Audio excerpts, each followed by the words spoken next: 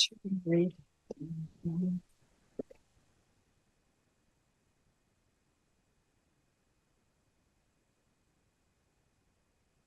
Oh, I left my glasses down there. Oh, wow. Notice I miss anything, just let me know. I can't see distance. Let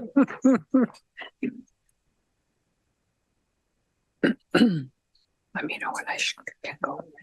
Ready. Okay, Council, I'll call this meeting to order. It's the Committee of the Whole, Monday, November 20. And the first, I'll say that I'll just have received regrets from both Councillor Doherty and Councillor Jeffries. So I'll be chairing the meeting this evening, and Deputy Mayor Fryer will be the Vice Chair. For the land acknowledgement, I'm going to look to Councillor Houston. Thank you. Thank you. For more than 15,000 years, the First Nations walked upon and cared for the lands we now call home. Anishinaabek, Haudenosaunee, Ojibwe, and many others who were families, friends, and communities the way we are today. The town of Collingwood acknowledges the Lake Simcoe Nottawasaga Treaty of 1818 and the relationship it establishes with the original inhabitants of Turtle Island. We acknowledge the reality of our shared history and the current contributions of Indigenous people within our community. We seek to continue empowering expressions of pride amongst all our diverse stakeholders in this area. We seek to do better and to continue to recognize, learn, and grow in friendship and community, nation to nation. Thank you. I'm now looking for a motion to adopt the agenda. The motion is as follows: that the content of the Committee of the Whole agenda for November 20, 2023 be adopted as presented. Councillor Potts, Councillor Ring, any amendments or comments? All those in favor? That's unanimous. Thank you. Are there any declarations of pecuniary interest this evening?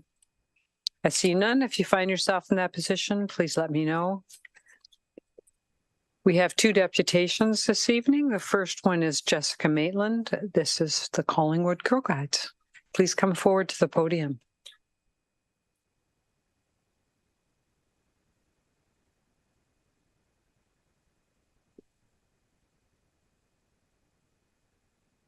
Welcome, everyone. Thank you.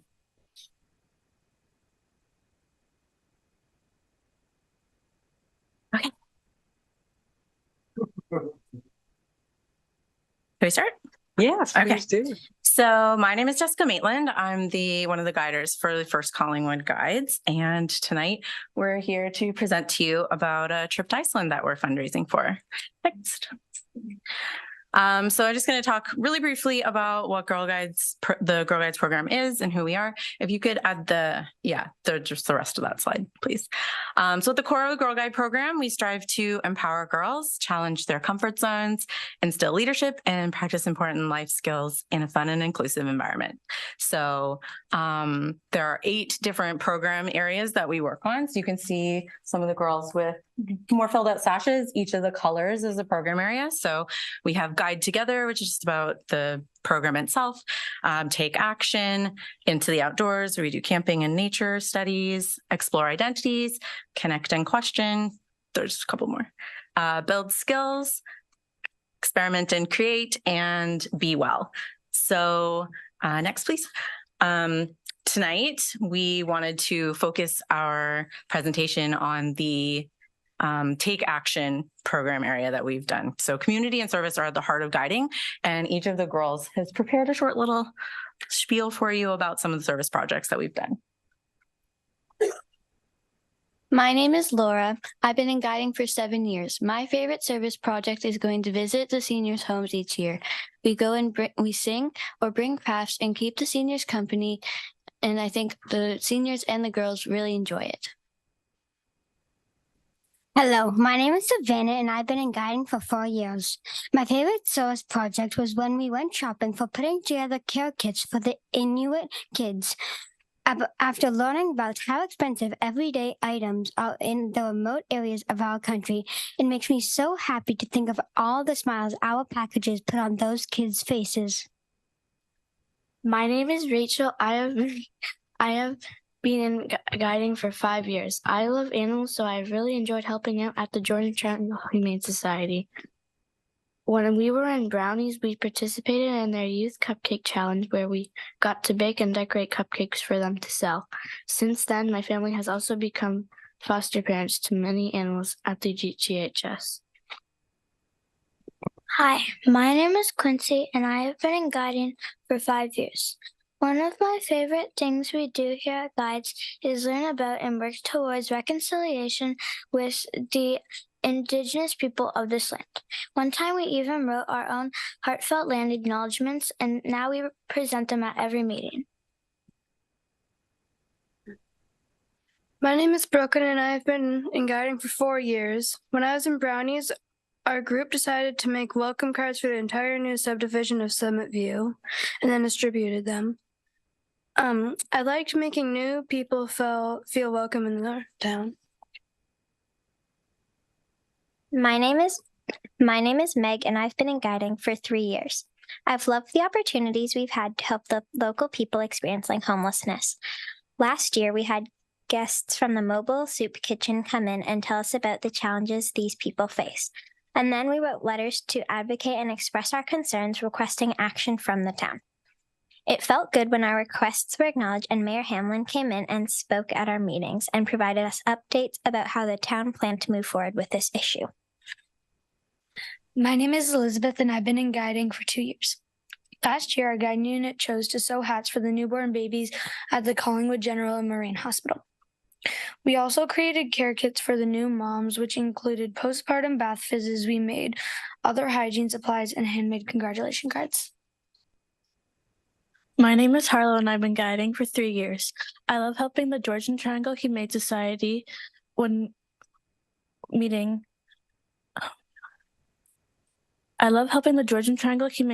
last year when we spent a meeting packaging pet food bags for their pet pantry. We also donated Ziploc bags for this cause. This was a great project because it helped feed the local pets as well as help their owners be able to afford to keep them.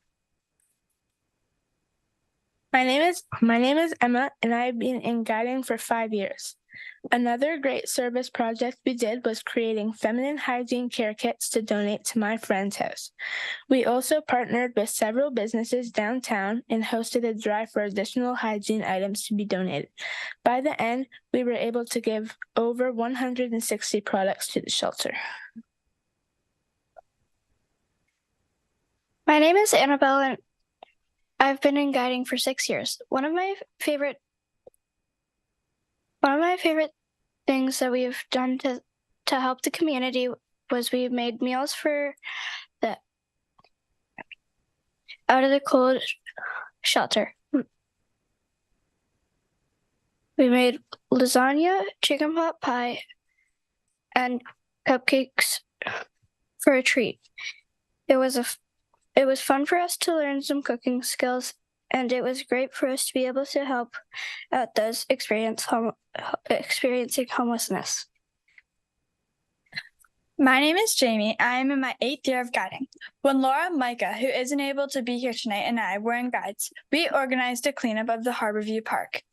We had to make sure that everyone wore their proper PPE, made sure places to put items, and organized collection of bags afterwards. We organized it through the Great Canadian Shores Cleanup, which documents which types of litter is most commonly collected during cleanups. So we also have the role of citizen scientists in the data collection process. We've participated in cleanups at Harborview multiple times, and it feels good knowing we're making a difference in our local and global community environment. All right, moving along. Hello, my name's Roxanne, and I'm a 5-year resident of Collingwood, and this is my 4th year being a guide with the Collingwood Girl Guides. Last spring in 2022, we introduced the idea of taking a trip abroad and presented the girls with 15 destinations, of which they chose Iceland. So next year in October 2024, we will be descending with 16 Collingwood residents to Reykjavik, Iceland, for 7 days of adventure, which will include hiking to an active volcano, exploring waterfalls and geysers, whale watching, a day trip to Reykjavik, admiring the aurora borealis, and swimming in the geothermal pools. We hope our trip outcomes for our girls will be confidence and independence building, learning other cultures, seeing new geography, exploring a love for the planet, making new friends with the Iceland Scouts, and making memories with the sisterhood. Thank you. My name is Ashley, and I've been a volunteer with the First Collingwood Guides since I moved to Ontario about 9 years ago. So the cost of this trip is about $50,000 in total. Each of the people going have had to contribute their own personal amount, and that has added up to about $12,000, which left us with about $38,000 left to fundraise. So far, we've fundraised about $20,000, which leaves us with $17,840 left to fundraise. So we've done a lot of fundraisers so far, and the girls have been working really hard. They've sold a lot of cookies. They've done this at the farmers market, at the G&E. They've also run PA day camps for the community. They participated in craft markets, done 2 car washes, hosted a movie night for families, did a silent auction, and a bottle drive. We still plan to do a lot more fundraisers, but we feel like we'll only be able to fundraise about $5,000 more just due to fundraising fatigue in a small town. We have about $18,000 left to raise, which leaves us for $13,000 that we're hoping for, which is why we're here tonight asking if you will give us $1,000 per girl going on our trip. And if we do, so we have had a couple local businesses who have given us sponsorship money as well. So we will, if you are to do this as well, we will do the same thing that we've done for them, which is acknowledgements on social media, logos on all of our travel apparel, post-trip appreciation presentation, and press release. The last slide. So thank you very much, Council, for listening to our presentation. Sorry, we're a little encroaching on your room back there. That's all we have for our presentation. So if you have any questions or any comments, we're happy to take them. Yes, Councillor Potts. Thank you, Chair. So first of all, just a question I have before my comments. How frequent would a trip like this be? So we're looking at like next year's Iceland. Is this kind of like a once in a lifetime, or are we looking at 5 years, every 2 years, just to get an idea? So you have to have like leaders who are willing to take on this very monumental task of raising this much money. So I can't say for certain. I personally probably won't be doing this again. If other leaders who come up in the future decide to, they might, but I feel like it's not a very common occurrence. These girls are lucky that they have leaders willing to undertake this big project. So I can't say an actual amount, but not often. No, thanks. And just through you, Chair, follow up. Just to make note that I will be bringing a motion forward later in the evening into the Girl Guides. Great work in the community.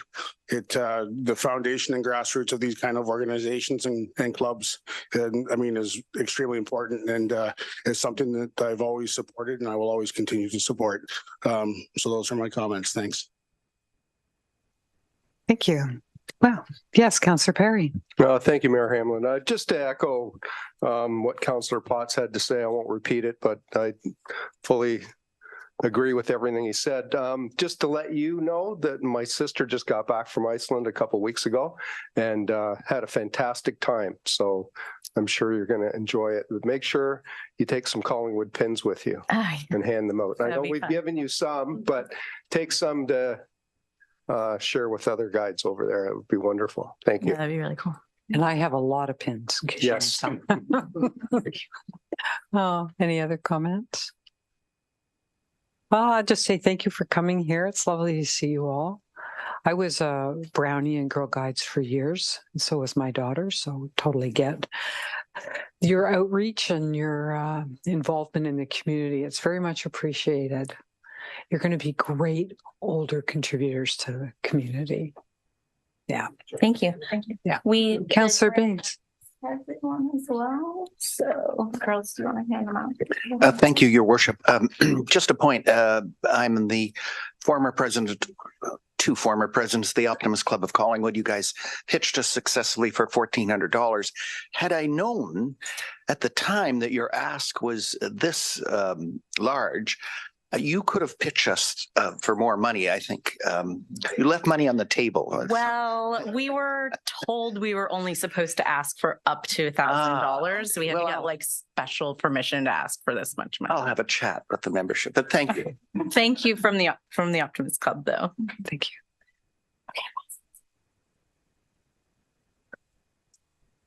Right. Councillor Potts, can I just have clarification on what you were saying? Were you asking for anything or at this time? No, basically I was just mentioning that I would be making a motion later on, but I could do one. Sure. Do one now? Yeah, sure. Okay. So just give me a second here.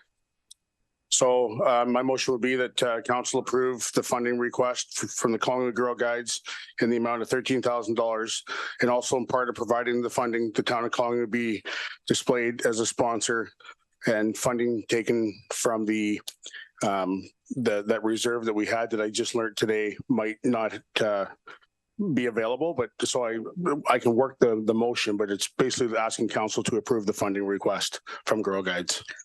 Okay, thank you. So we'll consider this in 2 weeks at council. And maybe in the interim, Councillor Potts, you could have some discussion with Councillor Baines to see how much his group might be willing to throw into the pot. And since he's offered, and also I'm going to give some thought. There will be a mayor's golf tournament in 2024, whether we haven't made any decision about allocating funds, but we know it's hard for us to come up with this large amount at this time. So maybe there's some ways we can help pull funds together through fundraising we're going to do as well. Yeah, thank you. Yeah, certainly, Mayor Hamlin, and through you again, just being that this is a case of potentially a once in a lifetime, and however, maybe council can approve the funding, and if it's not all within this budget realm, if there's other ways of fundraising, certainly would appreciate that. But I think it's important that we acknowledge the fact that this could be a opportunity that they'll never get again, and something I wish I could have done. So. I'll leave it at that. Thanks. Thanks very much. So thank you. And I understand you would like a photo. Sure. Is that right? Okay. Yeah. So we'll just, do we need to adjourn for this? No. Okay. We're not going to adjourn. We're just going to go take a photo. Thanks.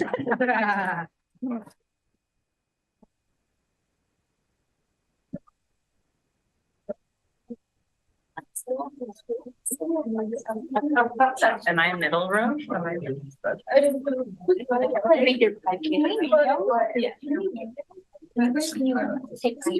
Very nice job, ladies, speaking with us. Nice and pushy. Yeah, there we go. Here, you see here. Okay. Okay. Everyone look right here. 1, 2, 3. Okay. My turn. Everyone look here. That seems like it worked. Yes. Okay. 1, 2, 3. Yeah. Thank you. Yep. Good luck, girls. Have a nice evening. Thank you for coming. Thank you very much for listening to the presentation. Yes, thank you. As long as we get in the right spot. There we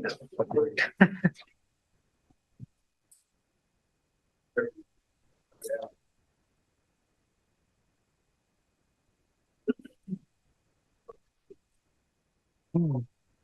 Is Doug Hevenor?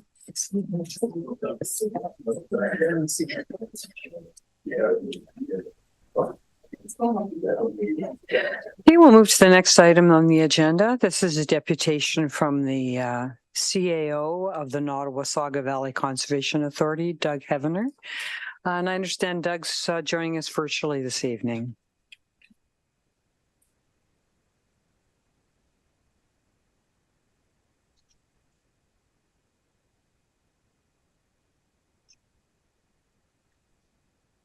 Good evening. Please go ahead when you're ready. Thank you. Through the chair, if I may, it's my pleasure to be here tonight. I'm sorry I couldn't be there live. I had a meeting at 4 o'clock that I couldn't get out of, and I'm here with you virtually. Next slide, please. I'd like to just run you through the first few slides quite quickly. For those of you that aren't aware, we've been around for 63 years. We service 18 municipalities and a small portion of Peel in the town of Caledon, providing some planning services. We have 18 board members, and just like council, they're appointed for a 4-year cycle. All of our board members are elected government officials, and we cover 3,700 square kilometers of watershed boundary within the Nottawasaga Valley, of which 32.6 kilometers squared is what we have in the town of Collingwood. Next slide, please. For those of you that have had an opportunity to open up our program overview, it's a budget booklet that we put out. It's a companion book that provides a very good, broad perspective of what we're doing and what we're trying to do. So I really recommend that you get a chance to look through that, browse through it if you have the opportunity. Next slide, please. Just a little breakdown showing you where our levy goes: corporate services, planning, watershed science, flood operations, lands and operations, environmental stewardship and restoration, forestry, and environmental education. I'll take you through a few highlights of those. Next slide, please. Our watershed science is vitally important. It's the work that we do. It works with our source water protection. It does monitoring of projects. We are responsible taking the data, the only data that we can use to provide the health checks that we provide to the community, telling you the state of the rivers, the state of the forests, the state of the marshlands, and the shorelines. Next slide, please. Our education program, I'm really happy to report here, as the first line states, we're entertaining visitors here in the education program from 2.5 years of age through to 90 years of age. We deliver grade 4 curriculum to Simcoe County. That includes 1 site visit to our Tiffin Center and 2 visits to the schools. Prior to the advent of the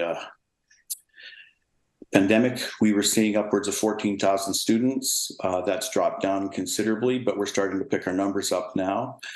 We work closely with Barry, and we've provided a new kids camp. The first year we ran it, every child in the camp spoke their own native tongue and not one word of English. So it's pretty cool to see these kids interact. Next slide, please.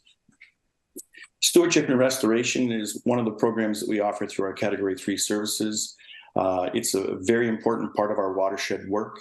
It's one where we use levy, and it's for council to please understand that levy is used as an amplifier by the NVCA, and you'll see that in future slides as we go through. But in a typical year, the service of our stewardship program and our restoration services recover about $150,000 to $200,000 in levy funding, and they magnify that or amplify that into a $400,000 to as high as, in some years, a $1.5 million spend within the watershed. So right now, we've been doing a tremendous amount of work in the lower portion of our watershed in Agilitas. You celebrate a wonderful salmon derby in which our member, Councillor Baines, participated. Without this wonderful work on the river, we could lose that fantastic salmonoid and trout fishery that we have in the Nottawasaga Valley. Next slide, please. Our forestry program, this year we planted 78,000 trees in the watershed. In a really high year, we plant up to 250,000 trees. We're blessed to have Rick Gilmeyer as our forester, and during his career, which is approaching 30 years now, he's been personally responsible for planting about 2.5 million trees within the Nottawasaga Valley watershed. So a note there is that our program, again, we use that dollars that we get in levy, and we amplify that through other funders, the federal, provincial, municipal government, Simcoe County Forests, Forests Ontario, corporations, and private landowners. So this year's program, we raised $342,000 above the levy for that type of program. We also deliver the managed forest program for the province of Ontario. So landowners with over 2.2 hectares of land can participate in that program, and we are the only ones that can deliver that program within Simcoe County. Next slide, please. Flood management. This picture sort of shows you that's not a nice, tame little stream. That's a stream that's overflowing, it's riparian banks and pushing off into the agricultural lands.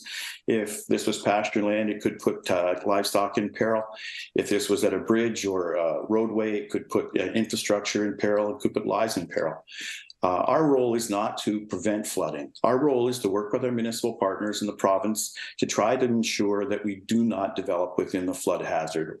And by doing so, we can perfect infrastructure into the future so our grandkids can enjoy the things we built today. Next slide, please. Our planning and development piece is the core work that we do for municipalities. We participate with your planning teams to ensure that development progresses in a timely fashion. Our budget that we've prepared for you adheres to the changes in Bill 23. As well, we have to take into consideration the changes and effects that Bill 109 will bring to municipalities, and we're working towards that with your team and our other 18 municipal teams that we work with. We've also worked with developing our memorandums of understanding with your team. It's already gone through your committee of the whole and waiting for execution, I believe. We'll be working as best we can to meet the needs of the calculation requirements. There's a 90-day requirement turnaround that we're trying to develop for permitting. By mid-year this year, we were targeting 96%. Unfortunately, many councillors have received many calls from people saying that they have a tardy permit or delays in getting a permit. But when we're hitting that number at 96% of the time, the calls you're getting are for 4% of the participants. The number that was really quite glaring to me is that from 2019 to date, we've had over 17,000 inputs for free consults, permitting,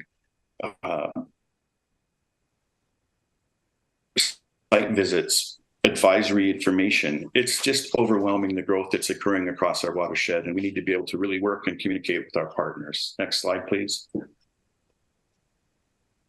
Our conservation lands are part of our work. We try to capture lands that are passive in use and don't require a lot of maintenance and fee structures put against them.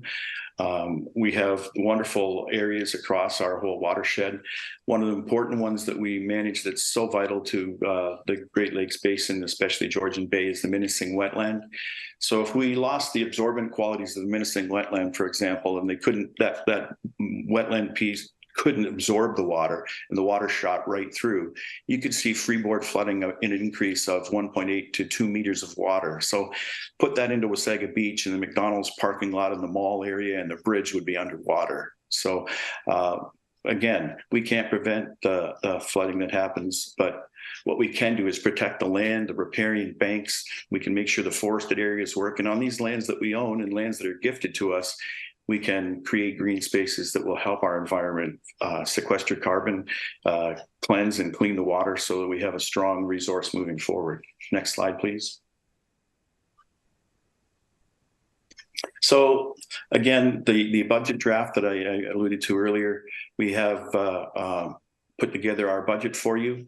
Our 2024 budget is when we first brought it forward in August, we brought forward a request for a $200,000 increase to our budget. At that time, that included a 5.9% COLA for our staff. One thing I do want to point out is during the pandemic, our staff didn't take incentive, any incentive increasements. Normally, there's like a 1.2 to 1.6% incentive increase for our staff if they've met their targets and done their work. We didn't do that. So the staff did give up considerable income during the 2 years of the pandemic. So the COLA is actually just kind of getting them caught up.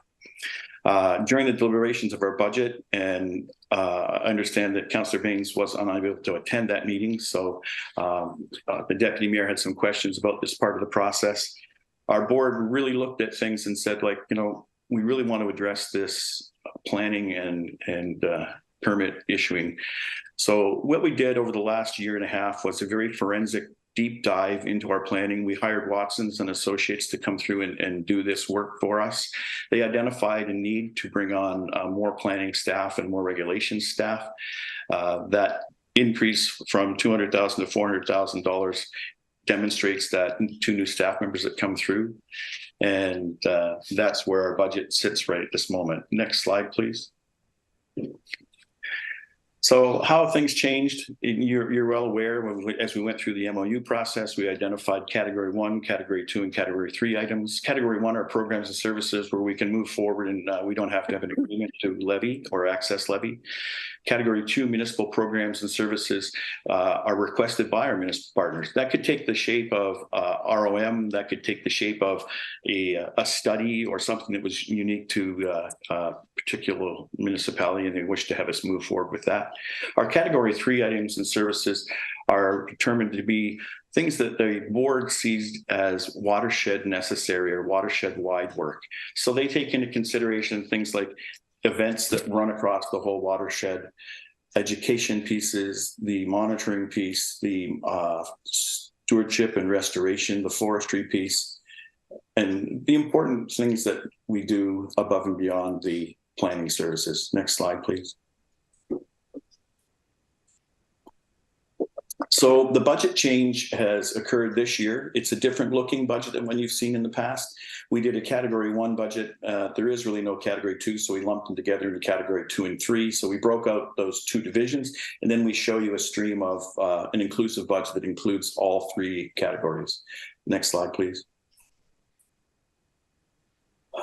The Collingwood portion of the operating budget for category 1 is $295,584. It's proposed for category 3 is $34,040. Total operating budget request is for $329,624. That's operationally. Next slide, please.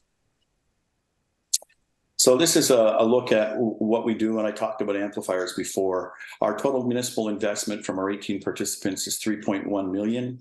And we get from the province in funding $97,000 for source water protection.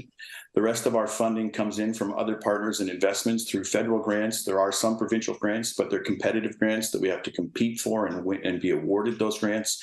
They come from user fees and opportunities where we reach out to private donors to help provide our funding. But as you can see, the $3.1 million that's delivered by our municipal partners, we come back and match that up with 3.2. So we're delivering a budget that's between $6.5 and $6.6 million total investment. Next slide, please. This is a little look at the levy and how it's changed over the years. You can see in 2013, it's $5.57 per 100,000 residents, and we're getting that number from the province to work with. You can work your way down through it. We made some really great strides in 21 and 22, 23. It's climbed up a bit in 2024, and you can see the breakout. We break out the levy into category 1 and category 2, so you can see that shown in the last column in that slide. Next slide, please. This is a view that we just want to provide for residents to give them an idea of what happens across the watershed. So we take the total number of residents as discerned by the province from our impact numbers and the magic that the MECP does to the numbers. And we look at a total watershed cost per resident of $15.31 for all of the work we do in category 1, category 2, and category 3. You can see the breakout there. I encourage you to take a look at those numbers. And, for example, education. 8 cents. Like it's not a big cost, but it's a big part of the program. You saw and heard the comments made about these young Girl Scouts tonight, and I'm the father of 2 daughters, and we're participating in guides. We get them early, we get them educated, we help them understand what's important about our environment, and we'll have amazing citizens to help us take on the challenges of the future. Next slide, please. This slide demonstrates the use of category 1 funding that we have. That $13.73 is category 1 dedicated. Next slide, please. And you can see that category 3, that watershed science, education, restoration services, forestry services, and conservation lands, $1.58 per resident for category 2 and category 3. We don't have any category 2 programs other than specific ROM programs that we have with approximately 11 of our municipal partners. Next slide, please. So we also created our asset management over 10 years ago, and we've been working to finish the first 10-year cycle on that. Category 1 is identified as 13,626. Category 3 items as the 2,182 for a total of 15,000. We're looking at some significant costs into dam safety looks at both our Utopia dams and Noel, our New Lowell dam. In New Lowell, we've identified a fissure or a crack in the dam, and we're looking at the best method to move forward.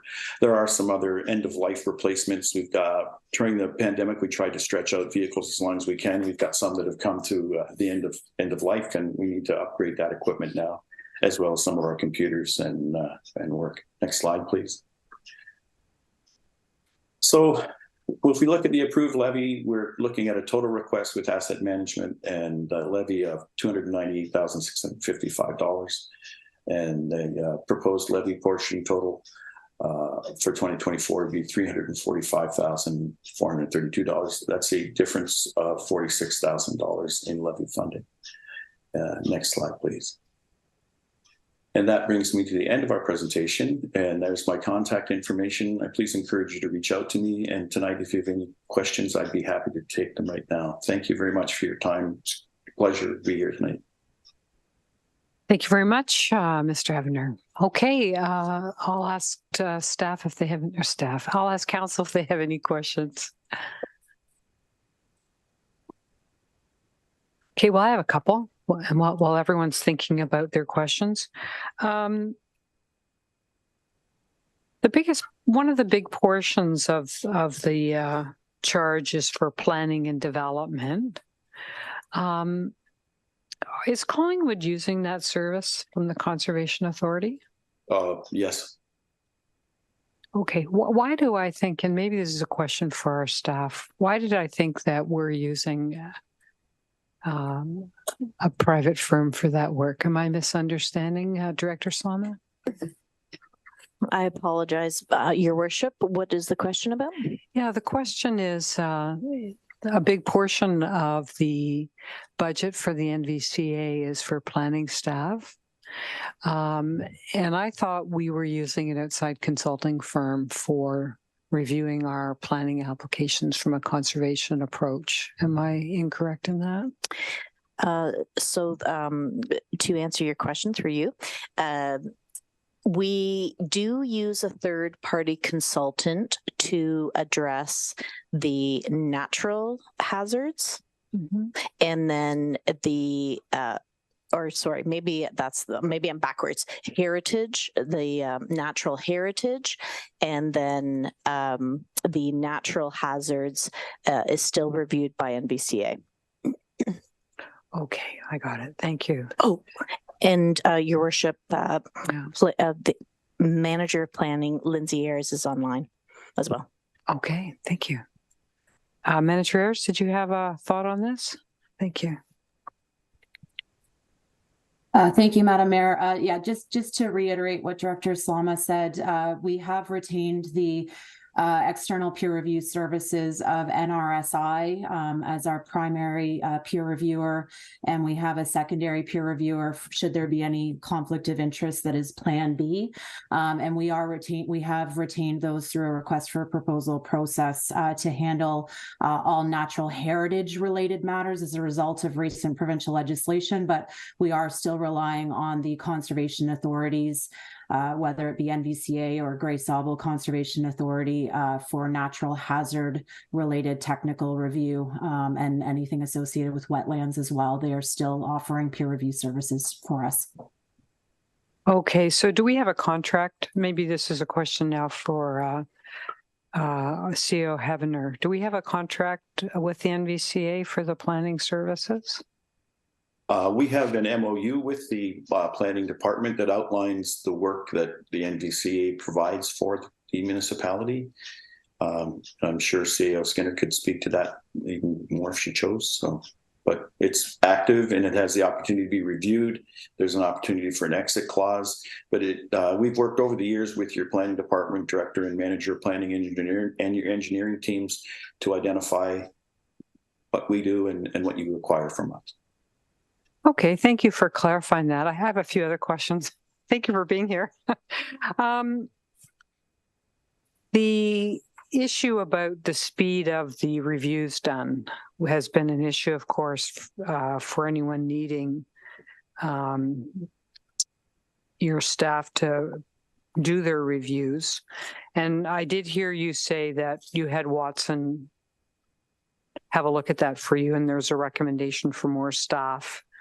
And that a good part, I guess, of the increase for this year is for the additional planning staff. So I'm just wondering, these costs, I'm wondering why they can't be charged to those who have development applications and who are, need these services. Why should our general taxpayer be paying for these? I know that's a big question, but it certainly is. Development should be paying for development, and that's what we try to have happen in the large developers that we're working for. We're following Ontario law, where the adjudicators of the law are the ones that unfortunately say no. So that's what allows these permits to, if they're tardy and someone says no, it's not a happy outcome. So that's one of the challenges that we face. We're following the guidance that the province has set out for us, and that's the best I can respond to you on that. So would you be able to, I guess the question that was going through my mind was, can you increase the application fees for those applications that need the services of these planners? So through the mayor, to yourself, if I could, sorry, I didn't do that earlier. The Watson established the fees, which we went out and we met with Build, Simcoe County. We also addressed Build Ontario. We met with the Georgian Triangle Planners Group. We took it to agriculture. We talked to municipal staff about our fees. Interesting, some of them, you have to increment these fees in over a period of time. That doesn't allow you to get planners if you have to cost effectively spread it over 3 to 5 years. You don't have enough upfront costs to hire someone. We can't hire part of a person. So that's a challenge. And it's interesting in that when you do set the fees, people say, oh, your fees are too high, so don't do that. We've also had a fee freeze for all of 2023. We had no increase to our fees for 2023 other than COLA at the start of the year. So that harbors a challenge. A little bit of history on the fees aspect. In 2016, a really forensic study was done, integrated partnership and stakeholder engagement from the Indigenous communities in the area. Again, Build Simcoe County, which represents the area, the Georgian Triangle Group in the northern part. We worked with our municipal partners. And at that time, we did not have an envelope or a ceiling for developmental fees. Ours was open.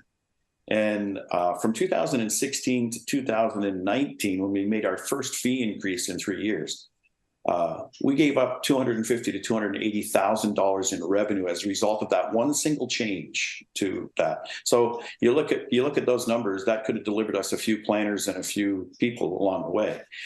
It didn't. We're trying to work with our partners as best we can and trying to see that we can get these fee increases put in place. We have made fees. They've gone out. They've been reviewed. If the government consents to take the freeze off of our planning and regulations fees, we'll see increases in 2024 to our fees, and that should generate some more revenue for our planning people.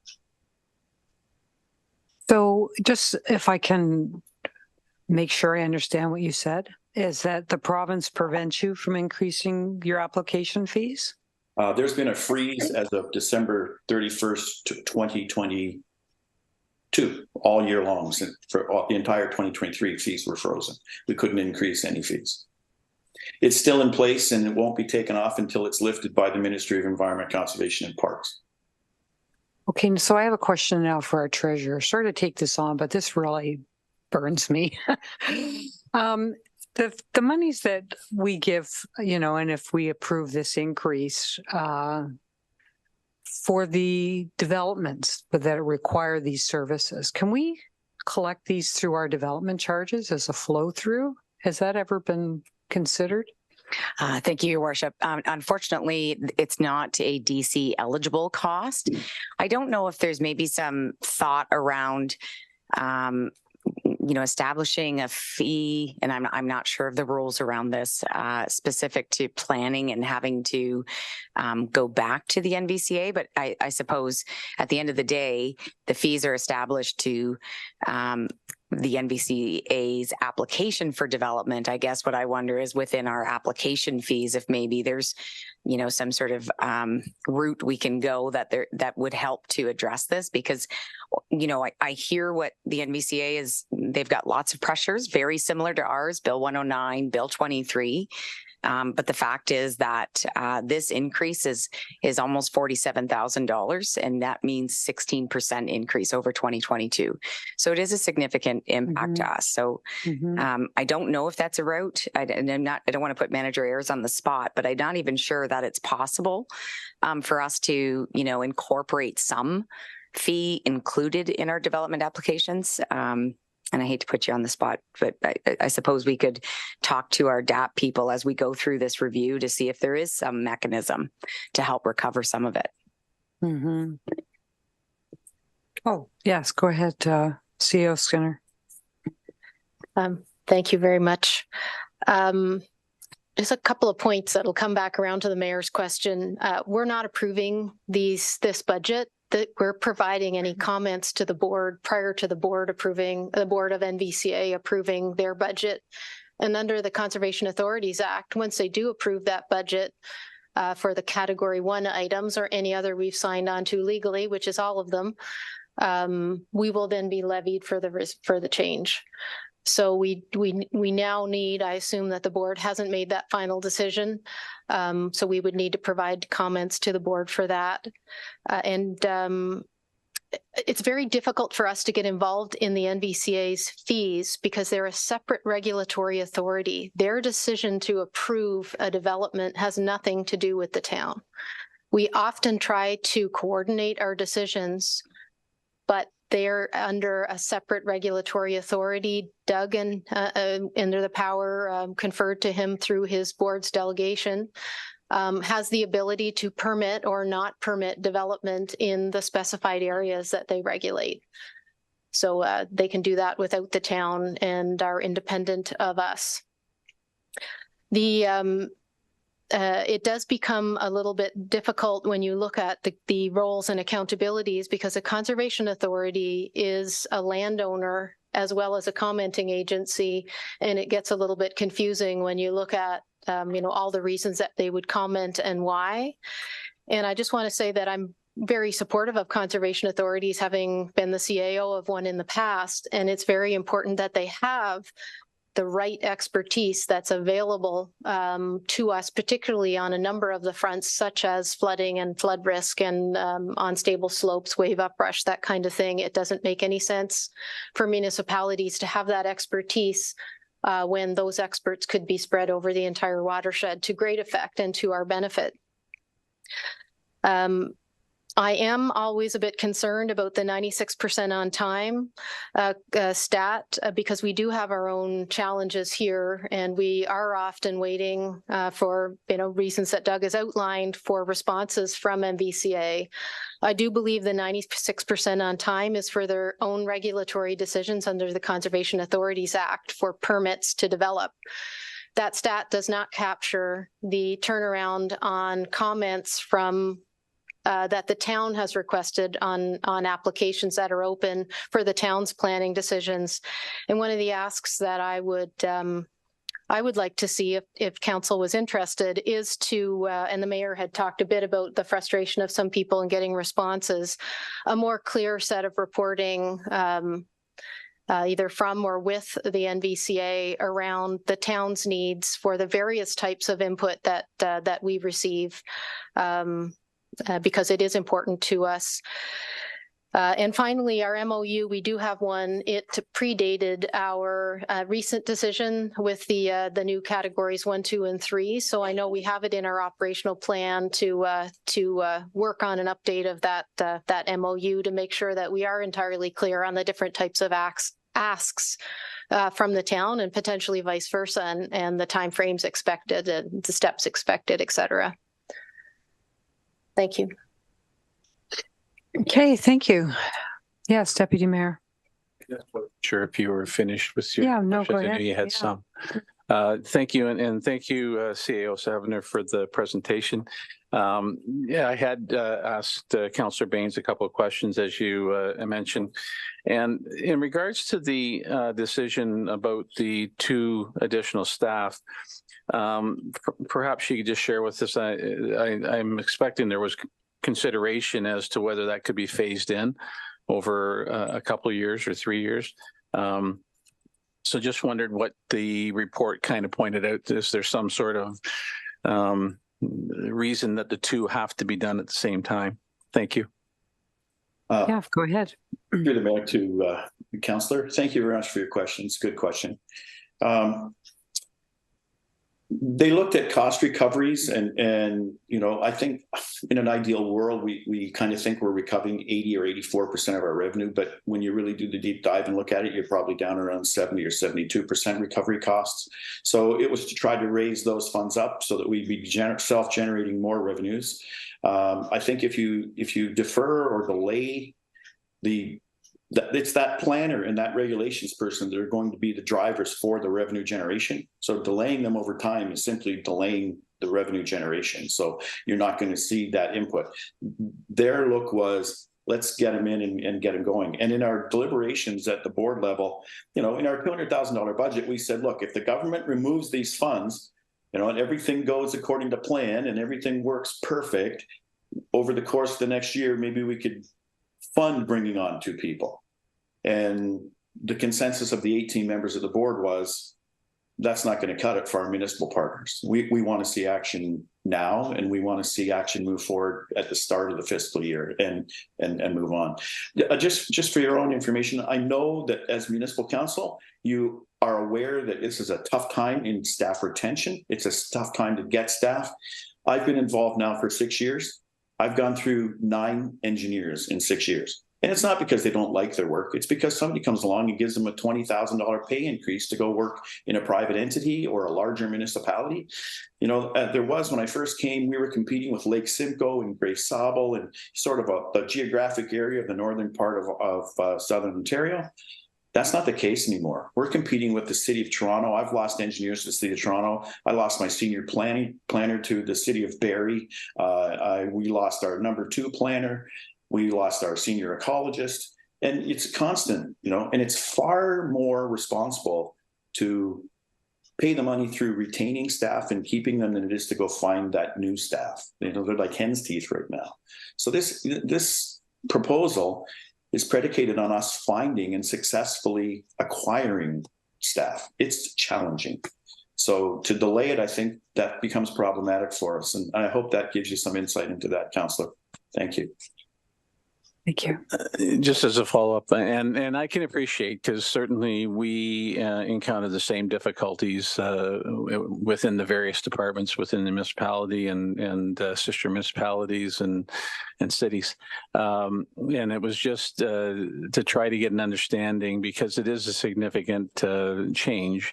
And I guess it's a bit of a catch-22, because we've spoken a little bit about some of the concerns with turnaround time and all that's trying to be addressed. So I appreciate the information.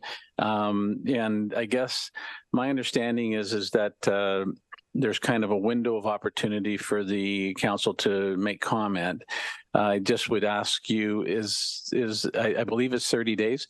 So is technically the 30 days as of this point, or had that begun in a different date?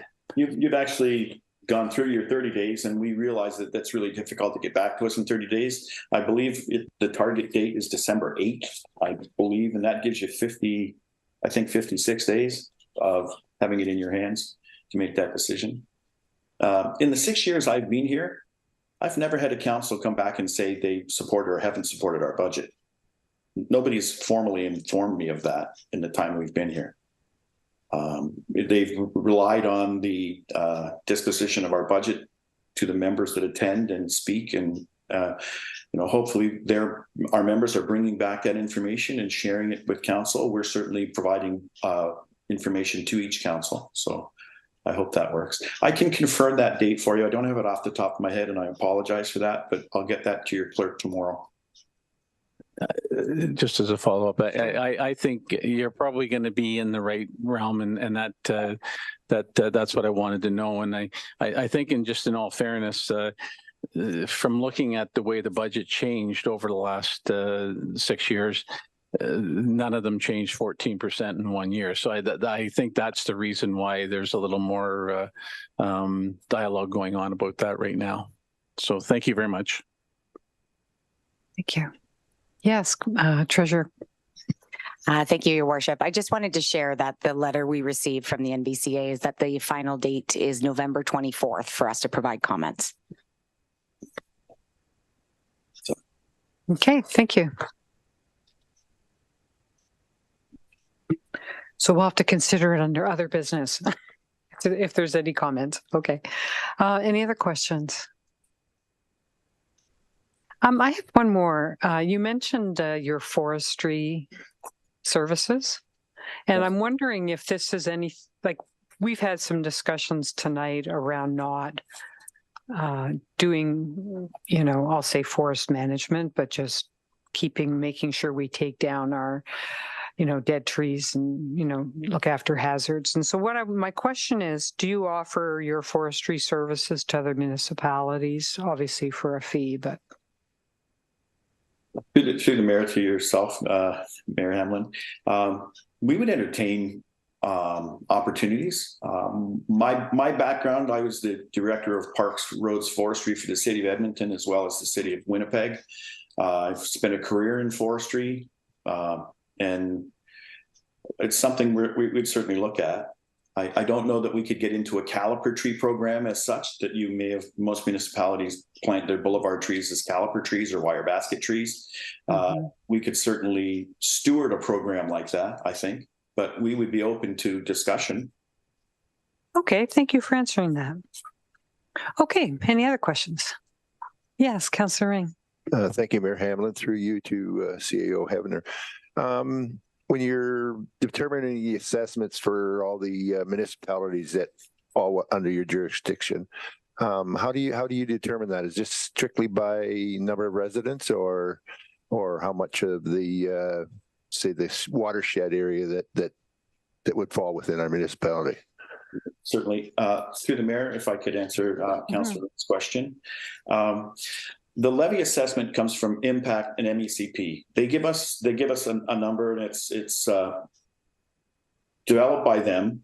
We then establish the percentage of area that is municipality is in the watershed. Like some are 100%, some are not 100%, and that's a mathematical calculation that shows that number. We don't have any hand in generating the target number that MECP gives us, and it's a geographic phasing. There's a calculation that they tell us how many. That's the total number of residents in that area. We take 80% of the catchment or 86% of the catchment into that total number, and that is the amount that you would pay on your levy. So it's a pretty straight calculation. And I think we provide a chart in our book, our budget companion book, that shows that. And if you're having trouble finding that, if somebody just requests it for us, we can have that for you. It's not a problem. Well, thank you. Okay, I think that's all the questions. So thank you very much for taking your time to share this information tonight. Thank you very much. It's always a pleasure to address council, and I'd just like to thank Councillor Baines for his participation, and looking forward to your continued participation. Thank you. Thank you.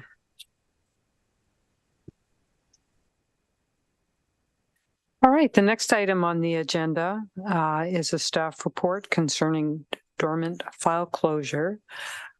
Who will be? Yes. CEO Skinner, over to you. Surprise, it's me. Earlier today, we thought that Director Valentine would be here, but she's unfortunately not, but has provided us with some speaking notes. And if you have difficult questions, we also have Manager Ayres on the line.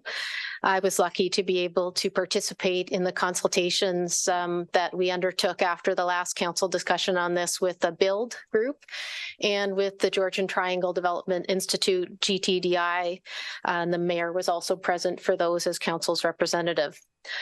So earlier this year, when this was referred to staff, the request was made to provide statistics on the number of planning files that were in a position for the applicant to appeal to the Ontario Land Tribunal based on elapsed Planning Act timelines and no decision having been rendered by the town. So staff did provide that information in this past summer, along with some of the key reasons that files take longer to process than the legislative timelines. The report recommended a dormant file process be initiated to avoid the risks to the municipality and taxpayers of applications that do not make timely progress, such as application fee refunds and the high cost of Ontario Land Tribunal appeals, among other matters, as well as recognizing the provincial directive to deliver housing supply as quickly as possible to assist with the affordability crisis. While the development community generally has the same goals as the town, there was a difference of opinion expressed when the original report was presented on how to achieve those outcomes. Therefore, the report was referred back to staff for further consultation with the development community.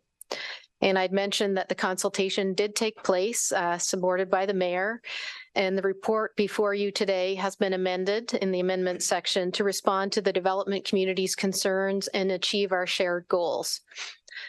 So from the conversations, I gathered that these recommendations would make a difference. And as this report was being prepared, I saw that Director Valentine had provided the proposed changes to both of the groups with which we had consulted and provided them an opportunity to provide any further feedback. She did tell me today that she hasn't received any further feedback other than GTDI had mentioned that they'd circulated the proposal to their members. But certainly I would hope that if they had serious concerns today, they would be raised, or maybe they would be here to speak to this item. So I think that it's maybe a good sign that there's appears to be limited interest. Or at least satisfaction with what's been put forward and limited interest to further change it. So the amended recommendation would have the effect of 6 things: limiting the dormant file closure program to site plans only at this time, with those files representing the greatest risk, the shortest Planning Act timelines, and the highest volume.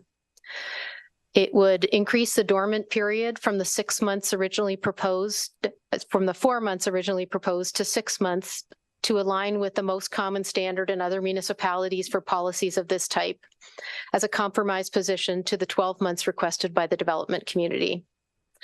It would provide a clear dormant file closure procedure with defined terms and key actions that must be followed before a file could be considered for closure. It would provide a 3-month window prior to the initiation of the new program to allow for the development community to adjust, including contacting proponents with dormant site plan files and opening a dialogue on advancing these applications or voluntary closure. Beyond site plans, staff would prioritize applications that have been active for 2 or more years for review and expedited council decisions pending available resources. And there would be reporting to council at approximately 6 and 12 months into the program, with the latter review considering any successes or challenges, program expansion to other file types, and/or a file reactivation fee. So staff are of the opinion that the amended program in front of you responds appropriately to the concerns raised by the development community and provides a balanced, transparent, and fair approach to ensuring that files advance in a timely manner. Staff resources are focused on applications that are progressing, and good planning results are achieved for our community. And personally, I would have to add that it was a very positive conversations with the local planning and development community, and hopefully has set the stage for continuing with that positive relationship going forward. Okay, thank you for the report. Are there any members of the public, click on this online, who wish to address this report? Okay, so I'll read in the motion here that staff report P 2023-19 dormant file closure staff delegated authority originally presented on June 5, 2023 and amended on November 20, 2023 be received, and that council enact and pass an amending bylaw to bylaw 2020-059, being a bylaw to delegate certain powers and duties to officers and employees of the town of Collingwood to provide staff the delegated authority to close dormant site plan control files, and that the effective date of the amending bylaw be March 4, 2024, to provide the development community approximately 3 months to take action on dormant files or to request voluntary closure, and that the closure of dormant site plan control files be implemented in accordance with the dormant file closure procedure attached to this report as Appendix A,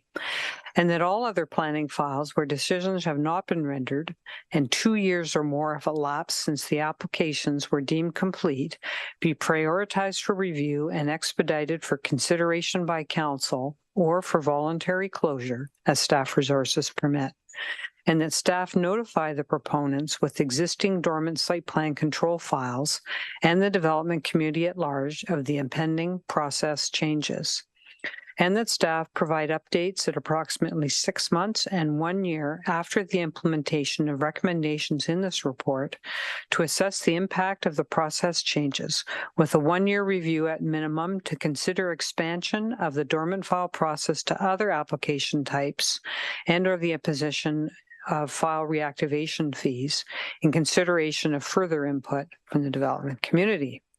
Mover and a seconder, please. Councillor Baines. Councillor Houston, any comments, questions? Deputy Mayor? Thank you, Mayor Hamlin. And just through you, with one clarification, I think. You've mentioned effective date of March 4th, and then it's mentioned in the motion about implementation date, and the 6-month period being after the implementation date. So I'm just wanting clarification if those two references are the same thing. Are we talking 6 months after the March 4th date? CEO Skinner? I think I'll refer that one to Manager Ayers because I bet she's been planning around that. Thank you, Chair.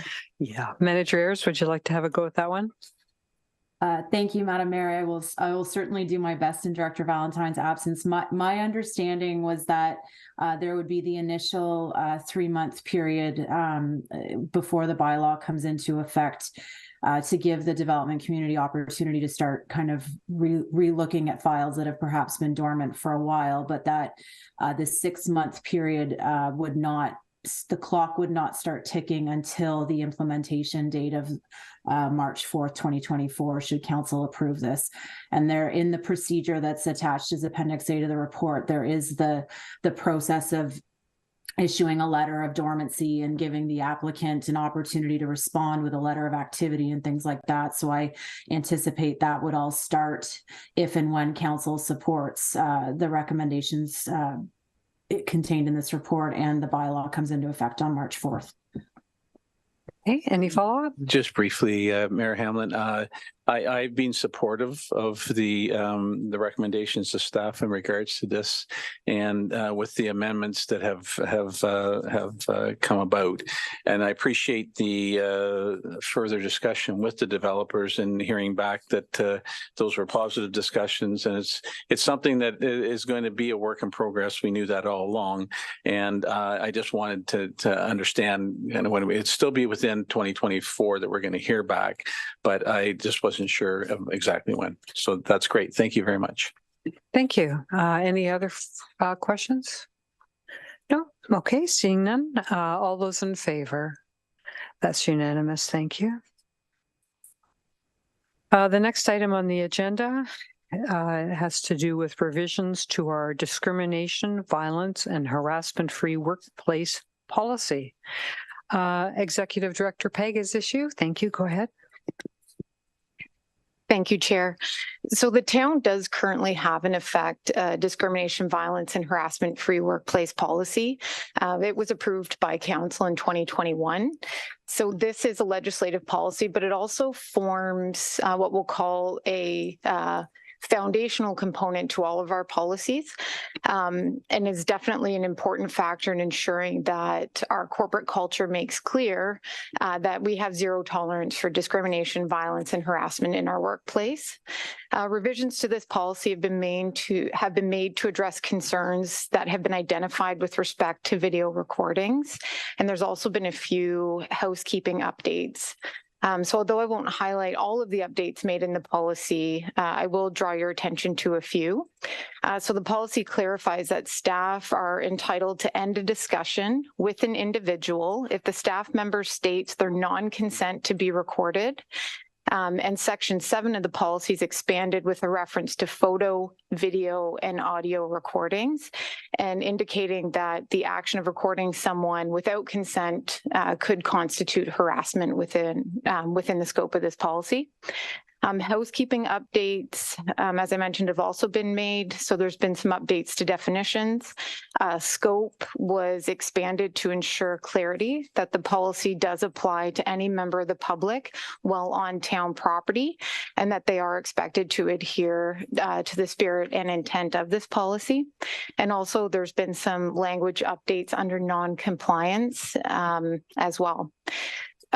Staff did seek legal guidance on the policy amendments just to make sure we weren't overstepping our legal rights, we'll say.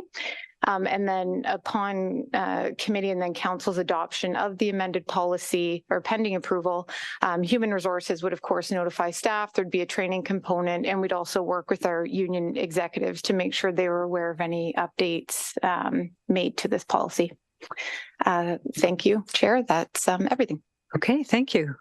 Clerk Thomas, any members of the public on this one? No? Okay, so I'll read in the motion that staff report CCS 2023-09, revisions to the discrimination, violence, and harassment-free workplace policy be received, and that council approve the revised human resources policy D-01, discrimination, violence, and harassment-free workplace as presented.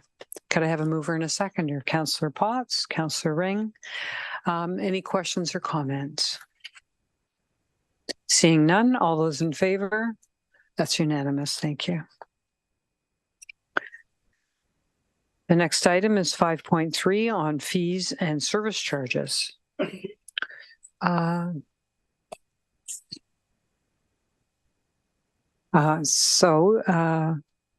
Deputy Treasurer Graham, hello, please proceed. The municipality's authority to impose fees and charges for services or activities provided. The Act requires all fees and charges and any additions or amendments to be set by bylaw. As part of the budget process, the Treasury Department reviews all current fees and charges with staff across all departments for any requested changes, additions, or retractions. Most of the charges proposed tonight are due to the annual CPI adjustment. Staff used data from StatsCan as of September 30th, which was at 3.8%. Next slide, please. Oh, I think I'm behind a slide, sorry. One more slide, please. Thank you. We have a few new charges for 2024. The first is marriage license fees for non-residents. The town has seen an increase of license applications from outside of our boundaries due to our lower fees and fast turnaround. We also have annual fire extinguisher certification training fee, but please note that vulnerable occupancies in schools are excluded from this fee. Exemption requests from responsible pet ownership bylaw fee has been added to reflect the cost of providing the service. Simcoe Street Theatre has added new rental services to their bookings, such as use of drums, wireless microphones, and projector and screen. Indoor and outdoor pickleball court fees. And finally, prime rate ice rental fee for minor sports group has been added to encourage the use of non-prime ice, noting that non-prime ice rental fee for minor sports group remains unchanged at the $223 level. Next slide, please. We do have a few service retractions as well. The first is the removal of taxi and limousine licensing per council direction and resolution.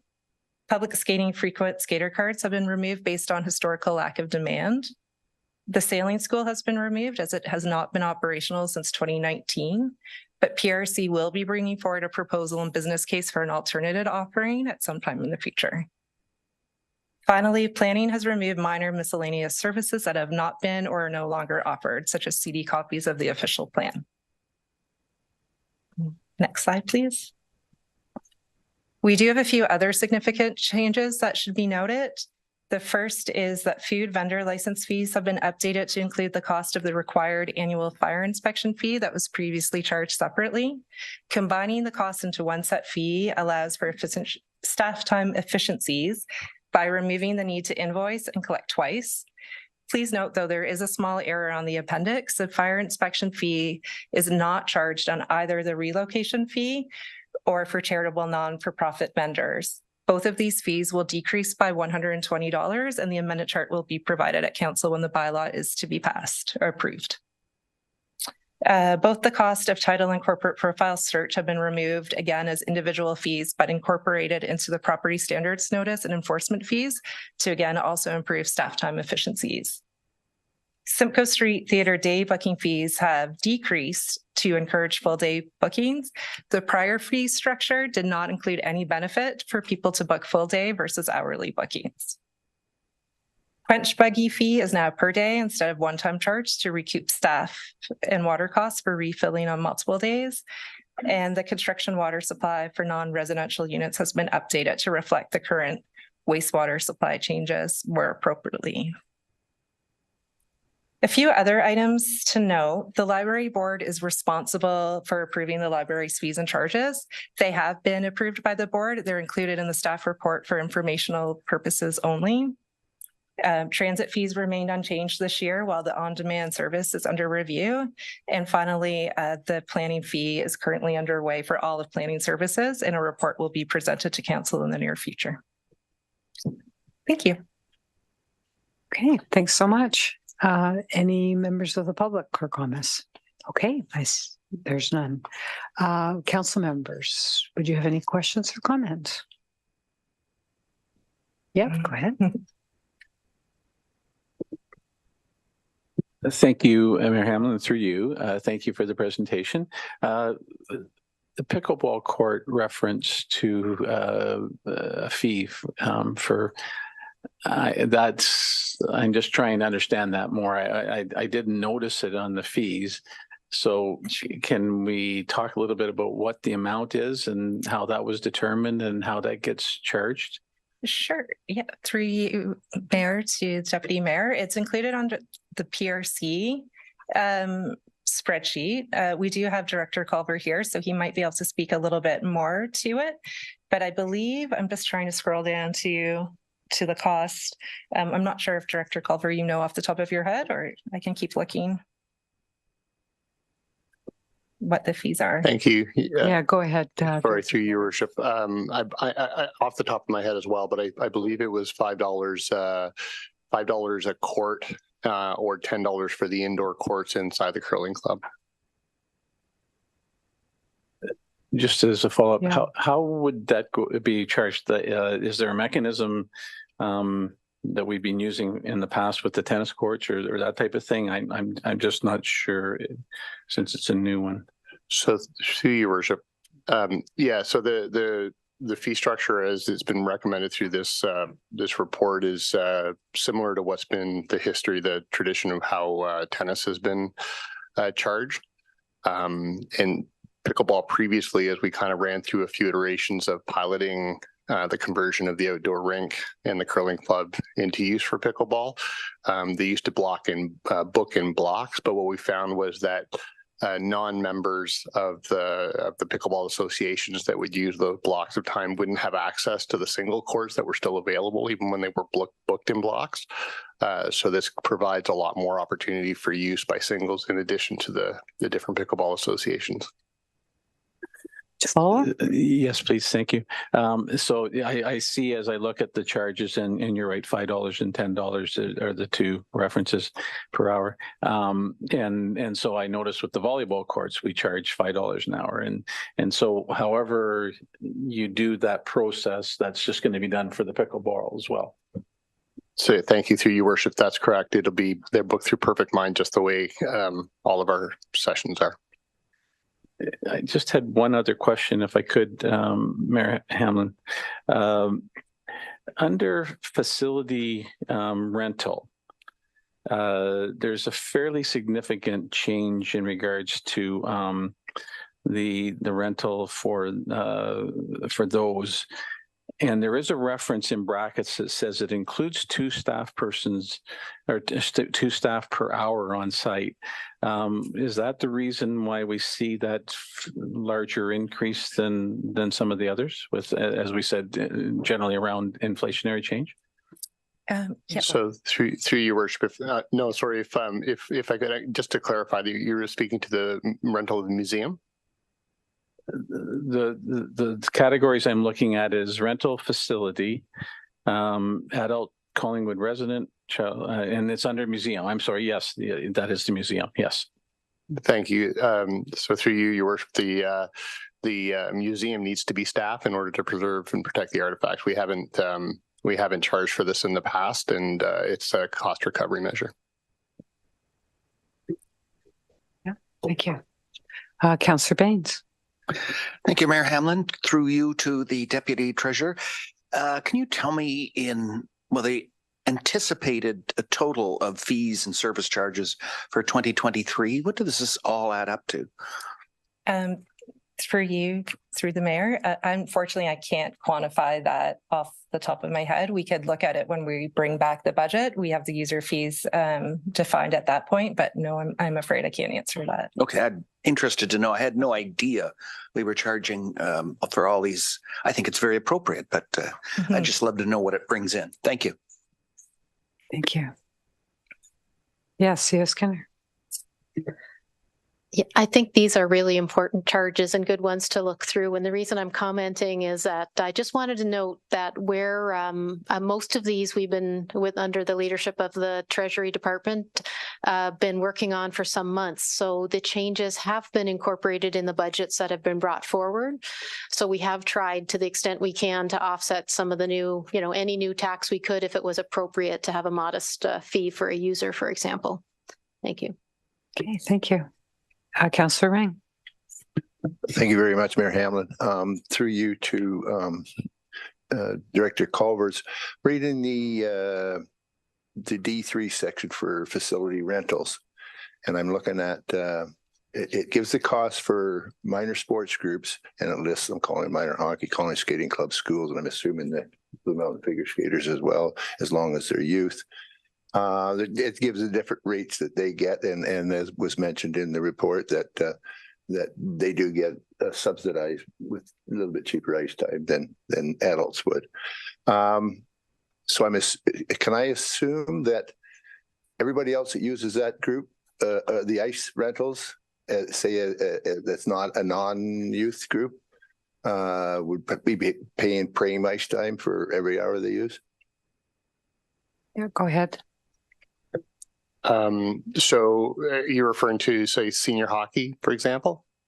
Yeah, any adult hockey, yeah, anything above minor hockey or figure skating, or except for the you do list here the Collingwood Skating Club. Yeah, so yeah, per the rate schedule, anyone to whom the rate schedule applies pays according to their category on that list. Yeah. Okay, that's all organized hockey, or just pickup hockey? Sorry, I'm struggling a little bit. I'm not sure I understand. Okay, what I'm trying to get around without asking. Do the Blues pay prime ice time for junior hockey? Sorry. Okay, so thank you. No, that's a clear question. No, the Blues have a separate ice agreement based on their lease, their tenancy agreement. Okay. I just thought it should be listed in here if we're talking about fees. They do pay a fee. I just wondered why it wasn't listed. That's all. No further questions. Okay, thank you. Yes, Treasurer Quinlan. Thank you, Your Worship. I just thought I could address Councillor Bain's question with respect to the user fees and the amount they've changed over the years. For the 2024 budget, if in our budget book, you'll see that we are collecting nearly $20 million in 2020. Now, of course, that includes water and wastewater as well, but just in general, our user fees.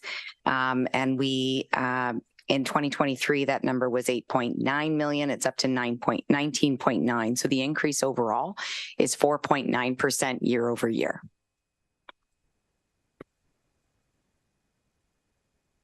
Okay, thank you. Any other questions? I have a couple.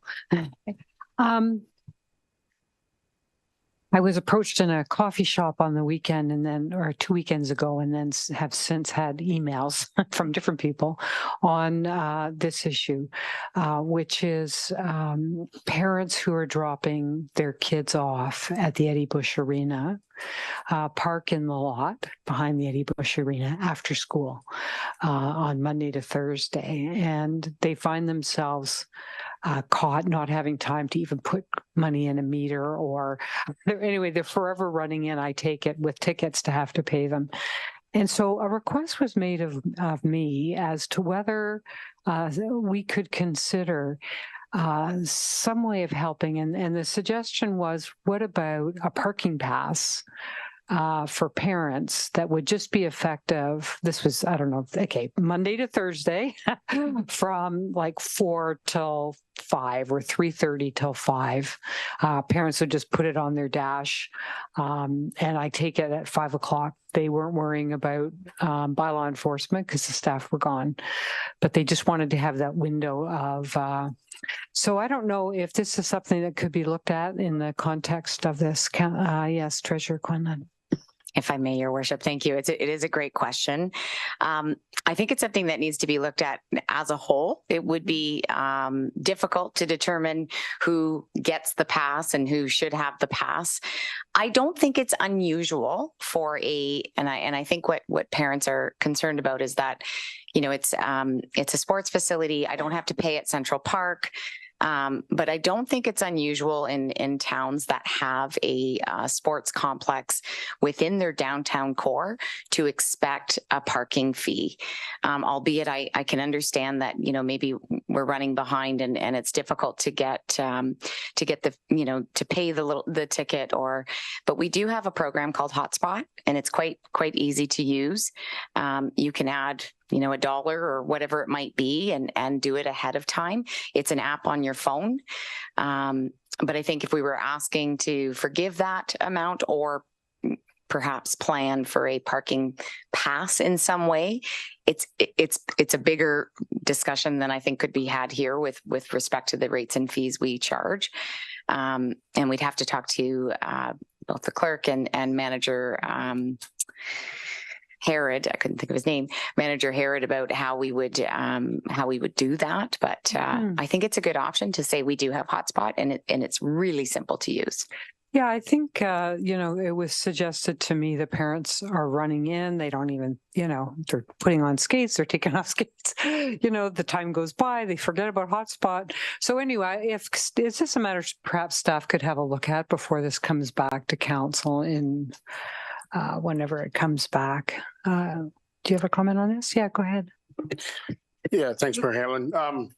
This kind of piggybacks off the same scenarios with the tournaments coming, and I think potentially a solution could be if staff could consult with the local minor hockey groups and minor sporting groups that are facing the challenges to see if there's maybe a mutual agreement that can be maybe cost shared, or we're not talking a large amount. I mean, if you look at, you know, if it's 50 cents for every time they would need to pay to park for the time they're there, it may add up to $30, $40 for the season.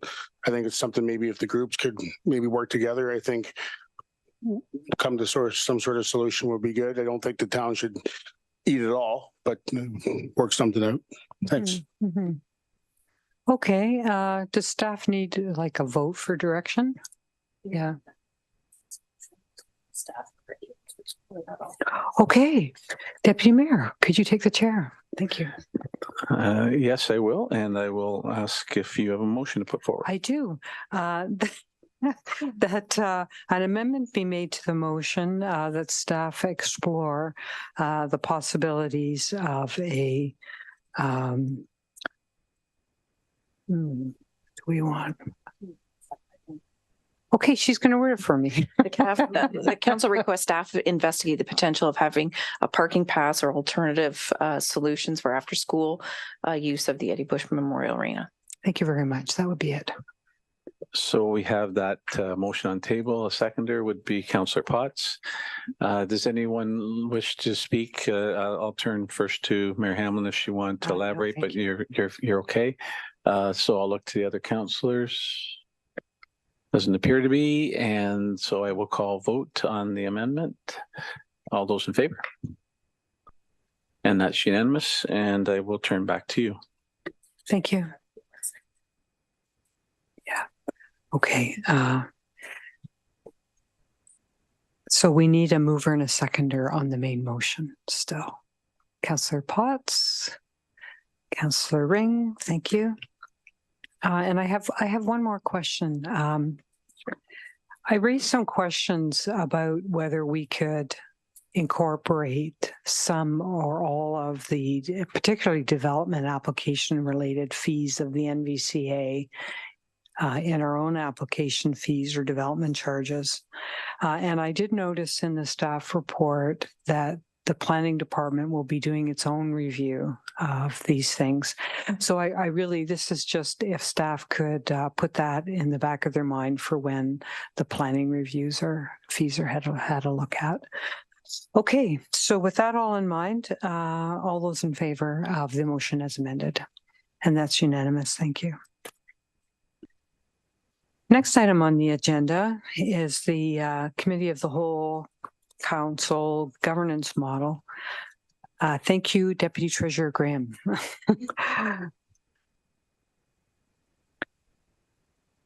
And I think we have our clerk here who's going to present this report. Thank you. Thank you, Your Worship. We also do have our deputy clerk that did a lot of penning to this report in the background in case there's some questions that she may be able to elaborate a little bit further on. So our presentation. So again, as a reminder, the background to this was in December of last year, the council requested staff to report on options for a committee of the whole governance model and potential other models for consideration. On March 20th, council voted to actually pilot the committee of the whole and the council meeting process and report back in the fall. And so this is where we're at today. So we are coming back with some options for your consideration and some recommended changes. If we can move to our next slide. So the review of the pilot. So these listed here are the benefits that we have recognized during this pilot project for the last 8 months. So this is one of the main items that members of the public were always quite concerned about. It was all members participating in the discussion. So a lot of people wanted to bypass going to a standing committee when there's only 5 members of council. They wanted to present to all of council. So one benefit in this model is if we have a committee of the whole that's all of council, they feel like they're heard by every member, whether it was something that standing committee was for or not. A matter that was within their jurisdiction or not. Staff reports presented at any of the committee of the whole, regardless of the topic versus limitations to once a month based on the standing committee process. So as you become quite familiar, we do have a lot of development, planning, public works type staff reports that come forward to council. And so if we were limiting to them to only once a month, you'll notice that a lot of those meetings were very lengthy in our previous standing committee structure, and the other meetings weren't quite as long.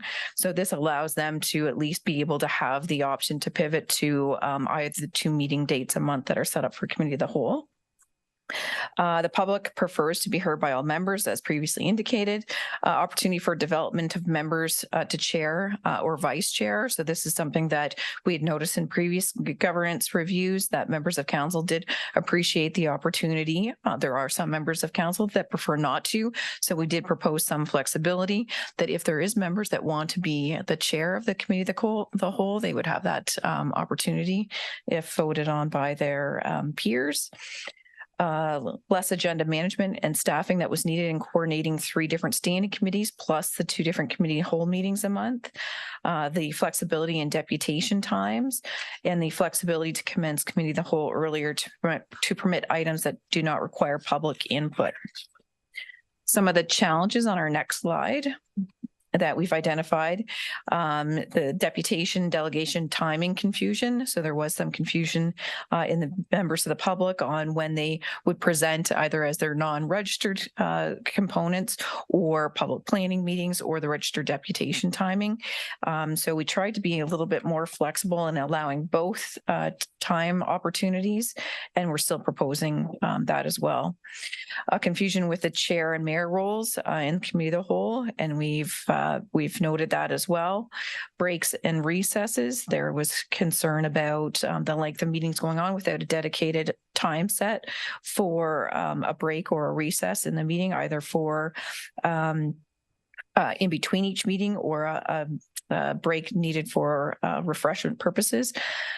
Duplication of agenda components is a challenge. Again, this is something that would have happened in the past as well with having the standing committee structure, but it was very more pronounced in this pilot that council would have their land acknowledgements, approval of agendas, declarations of pecuniary interest.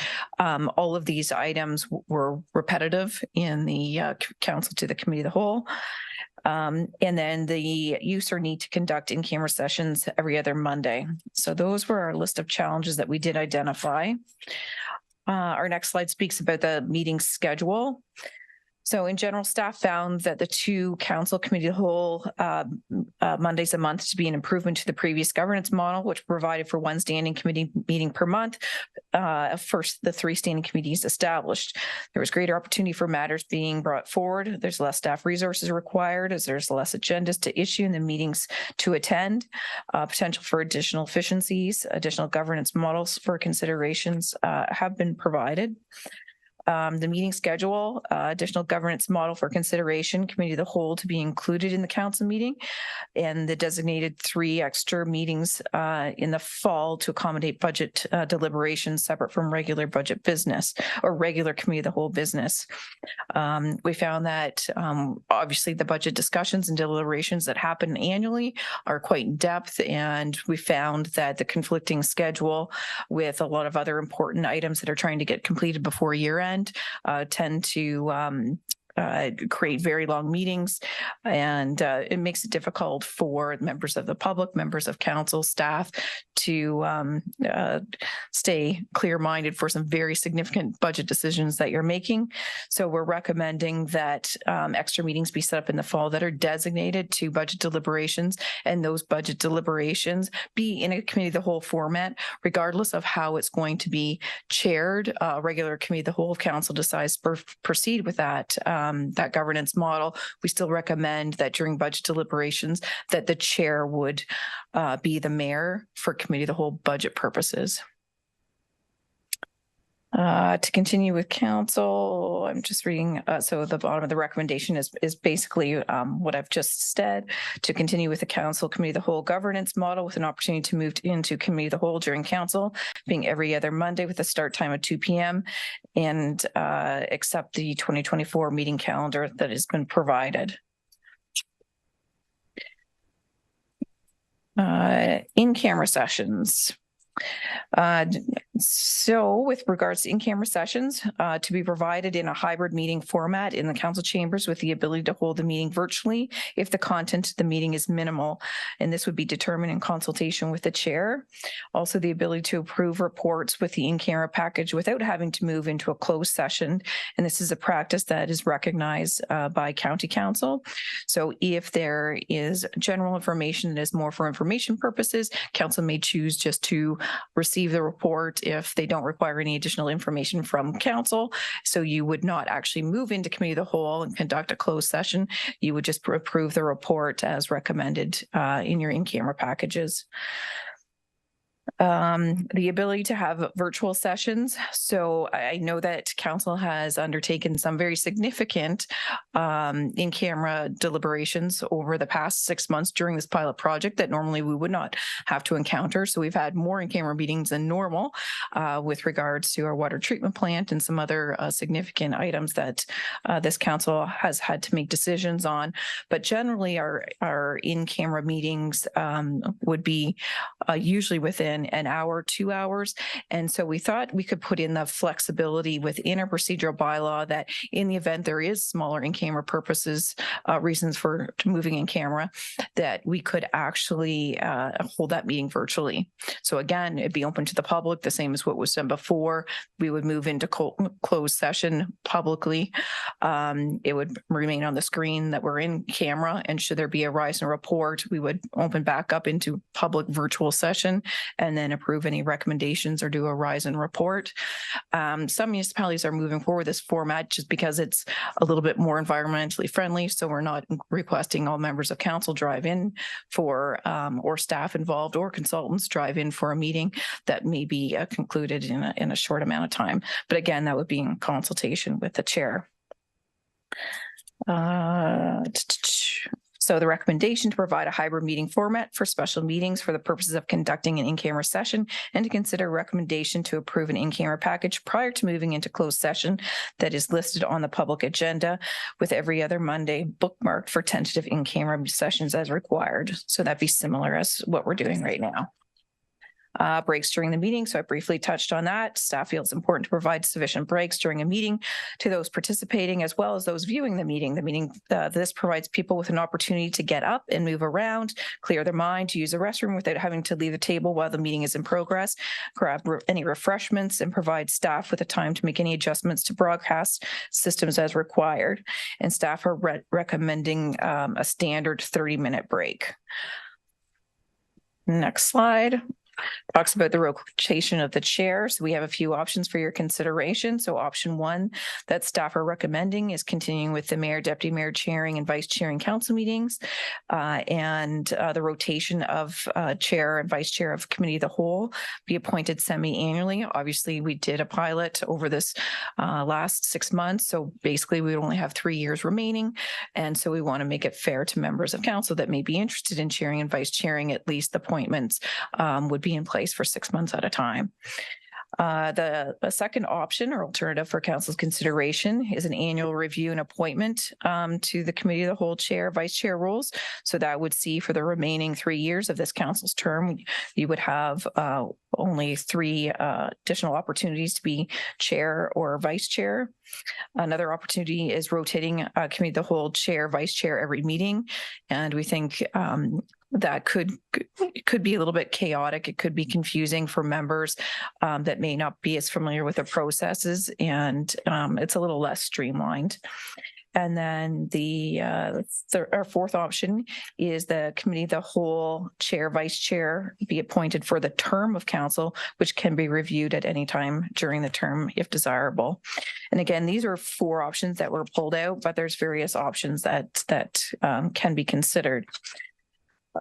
Together with option 2, so on our next slide, this is the mayor and the deputy mayor to chair and vice chair all council and committee of the whole meetings. Option 3, the mayor and the deputy mayor would chair, vice chair all council, and the deputy mayor would chair all committee of the whole meetings. And the rotation of the chair as recommended, as I previously described, semi-annually, reviewing those appointments for committee of the whole chair, vice chair. And if we move on to the next slide and the next slide, deputations. Deputations have been one of the biggest challenges throughout the pilot in providing a start time for deputations that work for everyone in the amount and context of the deputations at a given meeting. To accommodate this challenge, a designated start time has been discussed at 5 p.m. with those wishing an evening time slot, but we're looking at providing the additional flexibility of having those that prefer a time around the 2 o'clock time, similar to what we've been doing in the past. Deputations shall not promote specific businesses. Deputations pertaining to information only will be encouraged, as usual, to submit their information in writing form to be added to a consent agenda for information purposes. And we're looking at, the second bullet is one of the most important components too. We're looking at limiting them to 2 deputations scheduled for any council or committee of the whole meeting unless it's necessary to deal with matters that are of an urgent nature.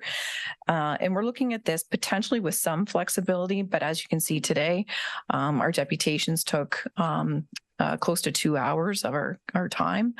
At least an hour and a half. We were calculating it. So we just want to be cognizant that it doesn't distract from the regular business that council has to deal with on a regular basis as well. All right. And the very first one, requests from deputants who have previously addressed council on a topic are not granted unless they are providing new information. And the clerk would inform council of requests which are not granted. That's something that we're also proposing. It's a practice that we generally been following regardless. Next slide. Deputations would be not permitted to occur at committee of the whole meetings where there is a public meeting schedule. So if there's a public planning meeting scheduled, we're contemplating eliminating the ability to have additional deputations at that time, primarily because the public meetings are advertised for, they have been for a 5 o'clock start time. So if someone is arranging to come for 5 o'clock and the prioritization goes to the public planning meeting, as we all well know, that those could last anywhere from an hour to sometimes longer than 2 hours even. So it's not very fair to those that are registered as a deputant.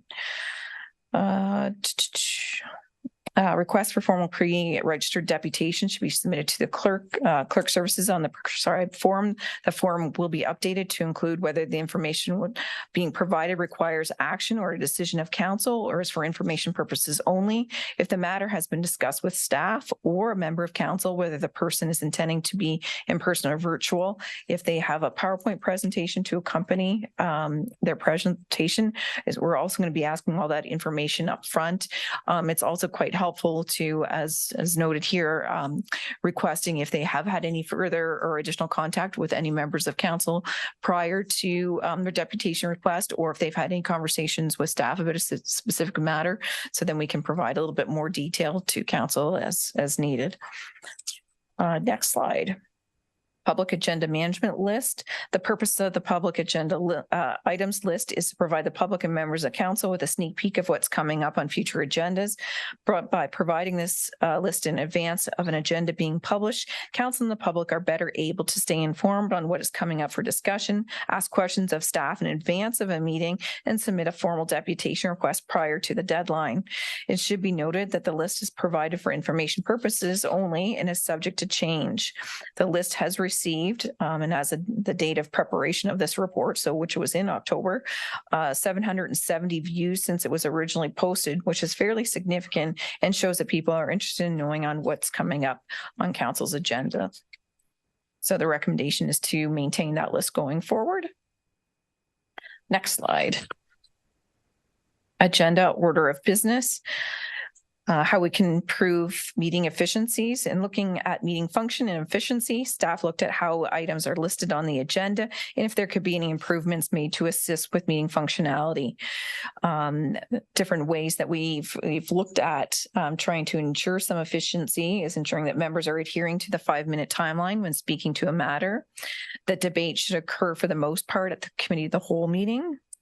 Limit pre-registered delegates to 2 per meeting, not allowing pre-registered delegates at a committee of the whole meeting where a public meeting has been scheduled, and encouraging written correspondence to be included in the consent agenda for informational-based deputants. Next slide. As we previously discussed, provide an opportunity for in-camera reports to be approved without having to actually move into in-camera session. Consolidating the council and committee of the whole meetings into one with the ability to move into committee of the whole during the council meeting, reducing the amount of duplication, and creating a consent agenda for staff reports listed on agenda that will be received for information only, then that are housekeeping in nature. And as you will know, this staff report was deferred from the November 6th committee of the whole discussion, and there was further consideration that was that came up during this this recess before it's being actually considered by committee of the whole that I wanted to bring up. So it is noted in the amendment section of your staff report. There was 2 items that we further amended. So the one was that we would like to see more flexibility to monitor and rearrange agendas. So if there was not a need to rise and return to council, the meeting could just adjourn. So originally in the draft that's added to the, was an appendix to your report, we had suggested a template of what a combined council committee of the whole could look at. And we were originally looking at it with the lens of having council go through the items that were within that purview that's been defined, moving into committee of the whole, rising from committee of the whole, and then doing a confirmatory bylaw and adjourning. But I think for ease of process, obviously we've had the mayor and the chair of committee of the whole having to move seats, and I think it would just be too confusing to have that happen. There may be occasions where it makes sense that something is urgent that has come out of committee of the whole that needs to be ratified. It's not a precedent that we necessarily want to set, but there would be an opportunity should we need to make a council decision before the meeting is adjourned to do so. The additional change was during inclement weather, because we were looking at our inclement weather procedures and how that notification happens at the staff level. And right now, we've noticed within our own procedural bylaw for inclement weather, we don't have a specific provision in there that says how we deal with that. We've said that we can go into we can have it go all virtual, a council meeting, but it doesn't say that we can cancel or reschedule. So we put in a specific provision to say that in consultation with the mayor, the clerk and the CAO, we would have the ability to cancel the meeting versus only having the ability to move remote. And one of the reasons why that's important too is if we have staff or members of council or consultants at different locations, even the public, there could be different areas that may be even troubled with hydro outages. So it could be a problem even remote. So those were the 2 additional items, and then conclusion.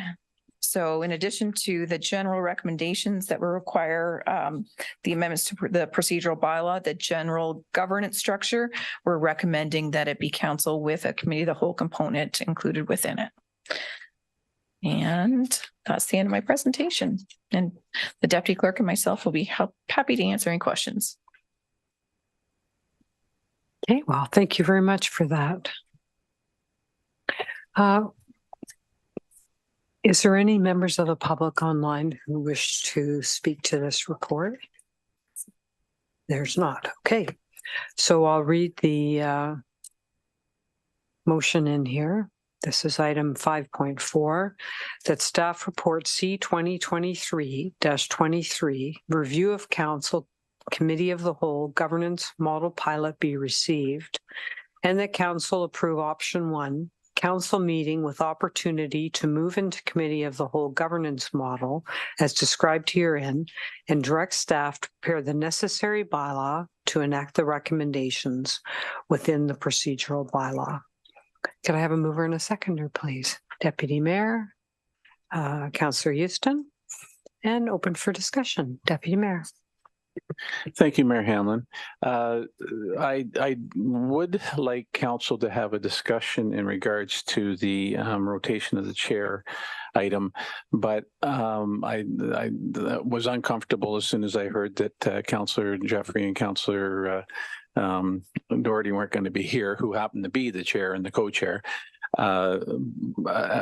vice chair, sorry.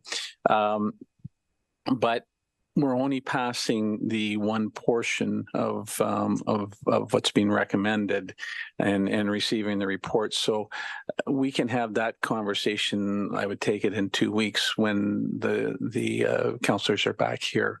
I fully support the committee of the whole. I also fully support the staff recommendation to try this approach where we're incorporating it into the council meeting. There's some other items within the report, some suggestions about in cameras and things like that.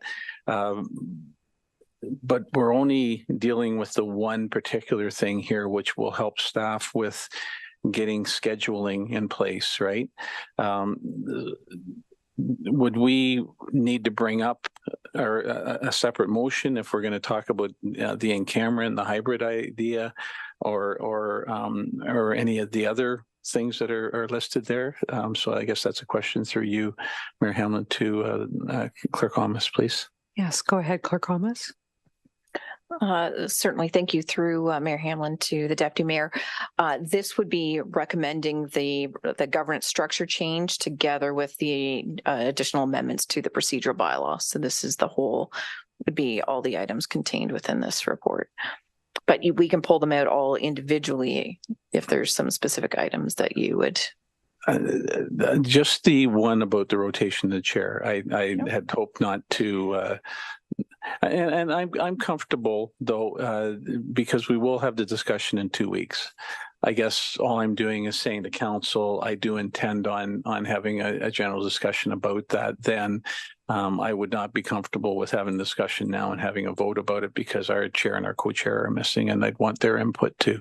So I'm comfortable that we'll be addressing it again in 2 weeks, and so I'm fine without pulling things in that regard. Okay, so. Thank you.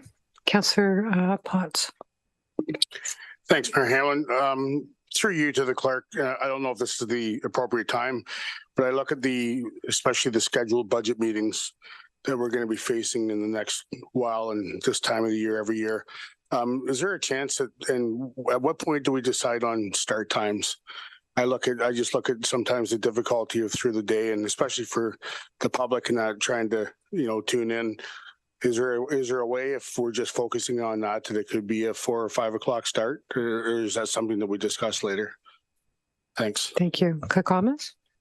Certainly, and I might need my deputy clerk to jump in here, but we are proposing it to be on a Wednesday, and I believe it is scheduled for 2 p.m., but we could look at additional start times.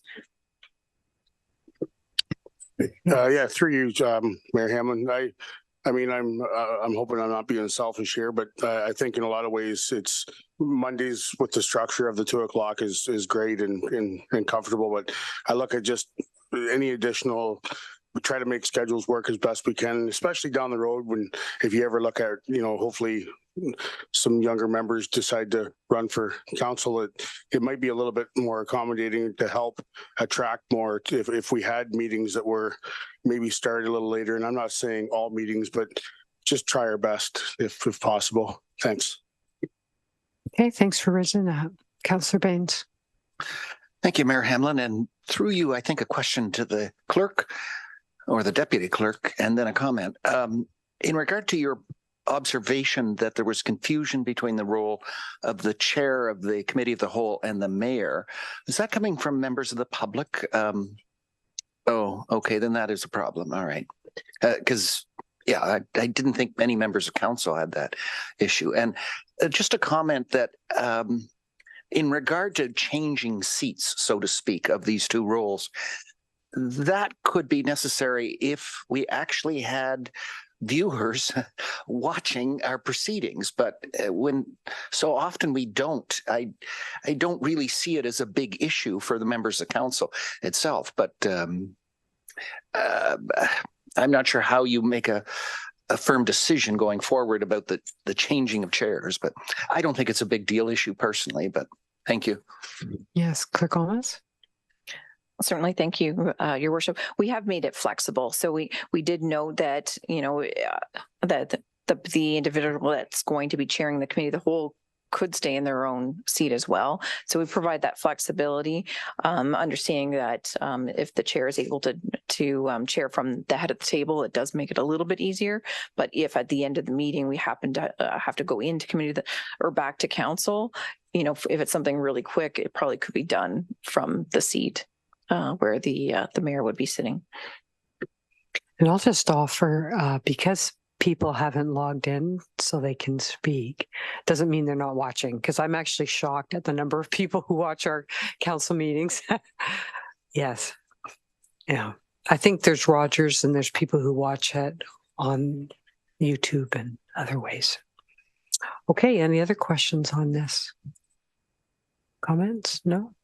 Yes, Clerk Thomas. Oh, sorry, I should be clear. I was going back in my notes after seeing that presentation. So with the options that we're looking at for the chair, knowing that this is going to be coming up at our next meeting, depending on how council votes today and if there's any further amendments. However, if the conversation about chair is there's the chair for having the rotational pieces, but there's 4 options contained within option 1, then there's the option 2, option 3, option 4 for clarity. Okay. So did I get a mover and a seconder? Yes, good. Okay, all those in favor? And that's unanimous. Thank you. The next item is number 7.1, that minutes of the following committees and boards be hereby received and the recommendations contained therein be approved. There's 3. Trails and Active Transportation Advisory Committee meeting, October 12, 2023. Accessibility Advisory Committee meeting, October 19, 2023. And the Special Accessibility Advisory Committee meeting, October 27, 2023. Could I have a mover and a seconder, please? Councillor Perry, Councillor Baines, any comments or questions? All those in favor? That's unanimous. Under other business, then, is the next item. Yes, Deputy Mayor. Thank you, Mayor Hamlin. I wanted to mention, I attended the Eddie Bush Arena yesterday and for the Silver Stick, and I noticed that the convection stands weren't open. And I'd heard some comments during the Euronia tournament about that. And so my understanding, because I'd made some informal inquiry, is that the concessions are under, we can request the Blues if they can be opened, and but we can't I guess force it, or whatever term you want to use. So what I was wondering about, because it got me thinking about the agreement with the Collingwood Blues, and I know that I believe it's August 2024, the term is up. So I wondered about how the negotiation process will be undertaken in regards to the renewal or any amendment requirements with regards to the contract, because we're coming to the end of the year. The Blues are in their season. If they have a successful season, and we all hope they do, as they did last year, they could be playing into May or June. So, and then it wouldn't be far from there that they'd be starting their prospects. So I just wondered if I could get, and it doesn't have to be done today, just some sort of an update on how that process will be undertaken. Thank you. Thank you. CEO Skinner, are you able to shed some light on this today? Thank you, Chair Hamlin. So it is absolutely correct. The agreement is expiring this coming year, August 2024. We do have it on the operational plan to update this agreement, either to renegotiate it, extend it, end it, whatever that may be Council's druthers. And we're carrying a start date of February 2024. So I would envision that one of the first steps would be to talk to Council about any instructions or information that you might need, either in public session or, if appropriate for a negotiation, then in camera. I would expect that a report will come forward, quite early in the new year about the steps expected, and that there will be significant questions and potentially opportunities that are brought forward. The Blues organization executive did let me know that they had potentially intended to send some correspondence to council about kicking off that negotiation, but I haven't seen that come through, which of course it would be provided to council as soon as it comes in, if it does happen before we initiate ourselves. Just a very quick follow-up, and I appreciate you covered all the bases there, but certainly looking at extension as what the outcome would be. But that's great to just understand the timeline a little bit, because as I say, the hockey season is well underway, and I know they're going to be very busy with that. So thank you. Thank you. Is there any other business?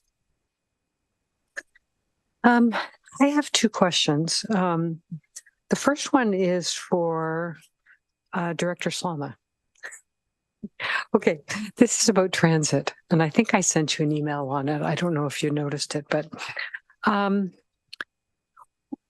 what I am hearing is that there's more and more people in our community who are now living in accessory apartments or rooms and homes in the middle of newer subdivisions where there's no bus service. And they're often people who can't afford cars. And so they're having trouble getting to and from their work, and different members of the community are waking up at 6 a.m. to drive them around, and not a feasible long-term solution. So it got me thinking, and so my question is what the status of our on-demand service is, and how you see that rolling out. Thank you. Thank you, Your Worship. Through you to respond to your question. Yeah, so the transit review and optimization study did consider expansion into unserviced areas outside of our current conventional routes. The plan was had a phased approach, and one of the first changes was to introduce the on-demand platform.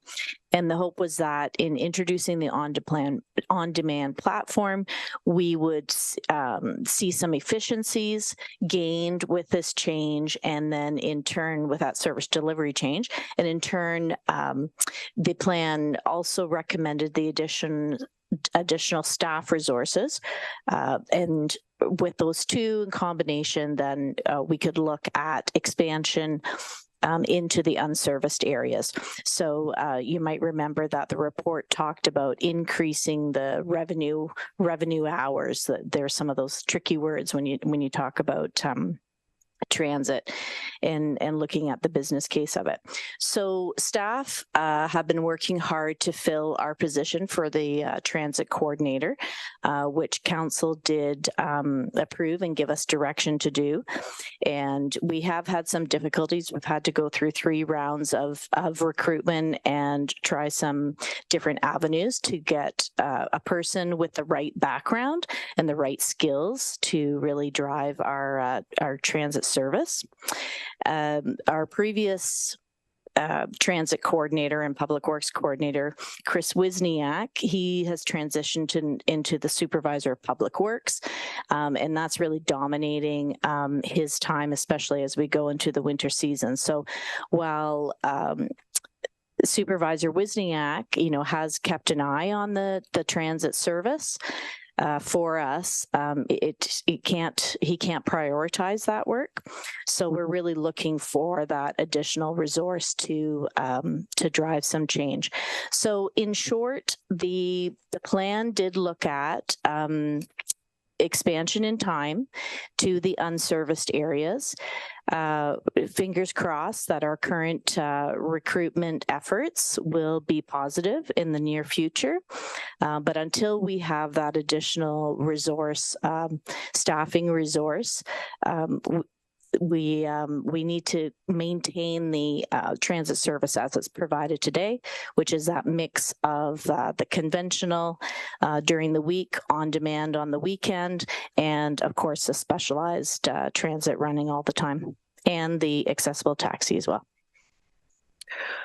Okay, thank you. I don't need to tell you, but so many of our residents now live in an unserviced area because the boundaries are 25 years old.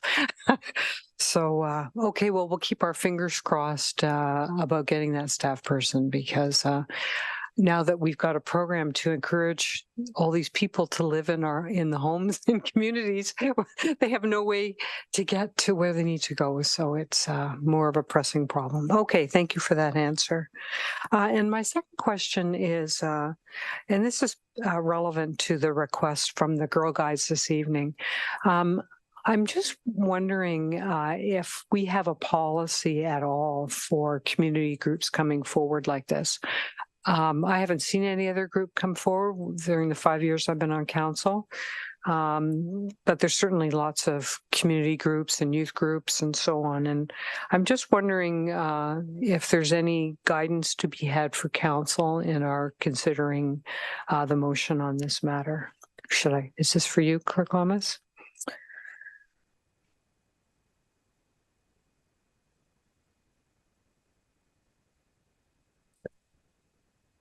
Thank you, Your Worship. It's kind of, there might be another department that can assist. I see the treasurer has her hand up. I know when we were looking at this in particular today, I did have the conversation with Parks, Rec and Culture and their donation and grant program and said that this actually falls outside of their scope, so it wouldn't be eligible, but they've had different groups and teams that have come to them for grant funding in the past that doesn't meet their program that they've had to refuse. So that's the only background at this point that I'm aware of, and the treasurer may have something for you. Treasurer Quinlan. Thank you, Your Worship. I think that's a really great question. We don't have a policy right now for these sort of extra funding requests that come forward. I don't know if you recall, but during our budget presentation, that was something we would add to the operating plan for 2024, because I do think that we do need some sort of criteria in place and a time frame of when we would expect applications to come in and to provide council with sort of a guideline. It's very difficult right now because what you have is, an amount, but how you make sure everyone gets their piece of the pie, I guess, is very difficult without a policy. So that's something we're looking to bring forward in 2024. Okay, that's good to hear. I just I'm very want to support the Girl Guides, but I can see I'll just make it up. The boys volleyball team wants to go to France to play an international tournament, or it's hard to. You don't want to say no to anybody, but there's only so much our budget can take, of course. Yeah, Councillor Baines. Thank you, Mayor Hamlin. And there's an additional consideration here, and that is sort of the budget year that, we finalize the budget and then additional requests come into that discretionary budget the council has after the fact that we've, locked down the budget. And that becomes a challenge too. And Councillor Potts and I will work on this particular challenge, and I know my club's going to love me for that. But there are other options here too, and that is the issuance of a tax receipt, probably, and the ability for other influential members of the community to twist arms, perhaps, to come up with some of this stuff. Because, but I quite agree, and it would be so much easier for all of us if we had a consistent plan on this. Thank you. Okay. All right. So are there any, so if there's no other business, I assume there's no public delegations this evening. So we're at the time for adjournment. Councillor Potts, thank you for that motion. All those in favor? That's unanimous. Thank you very much, everyone.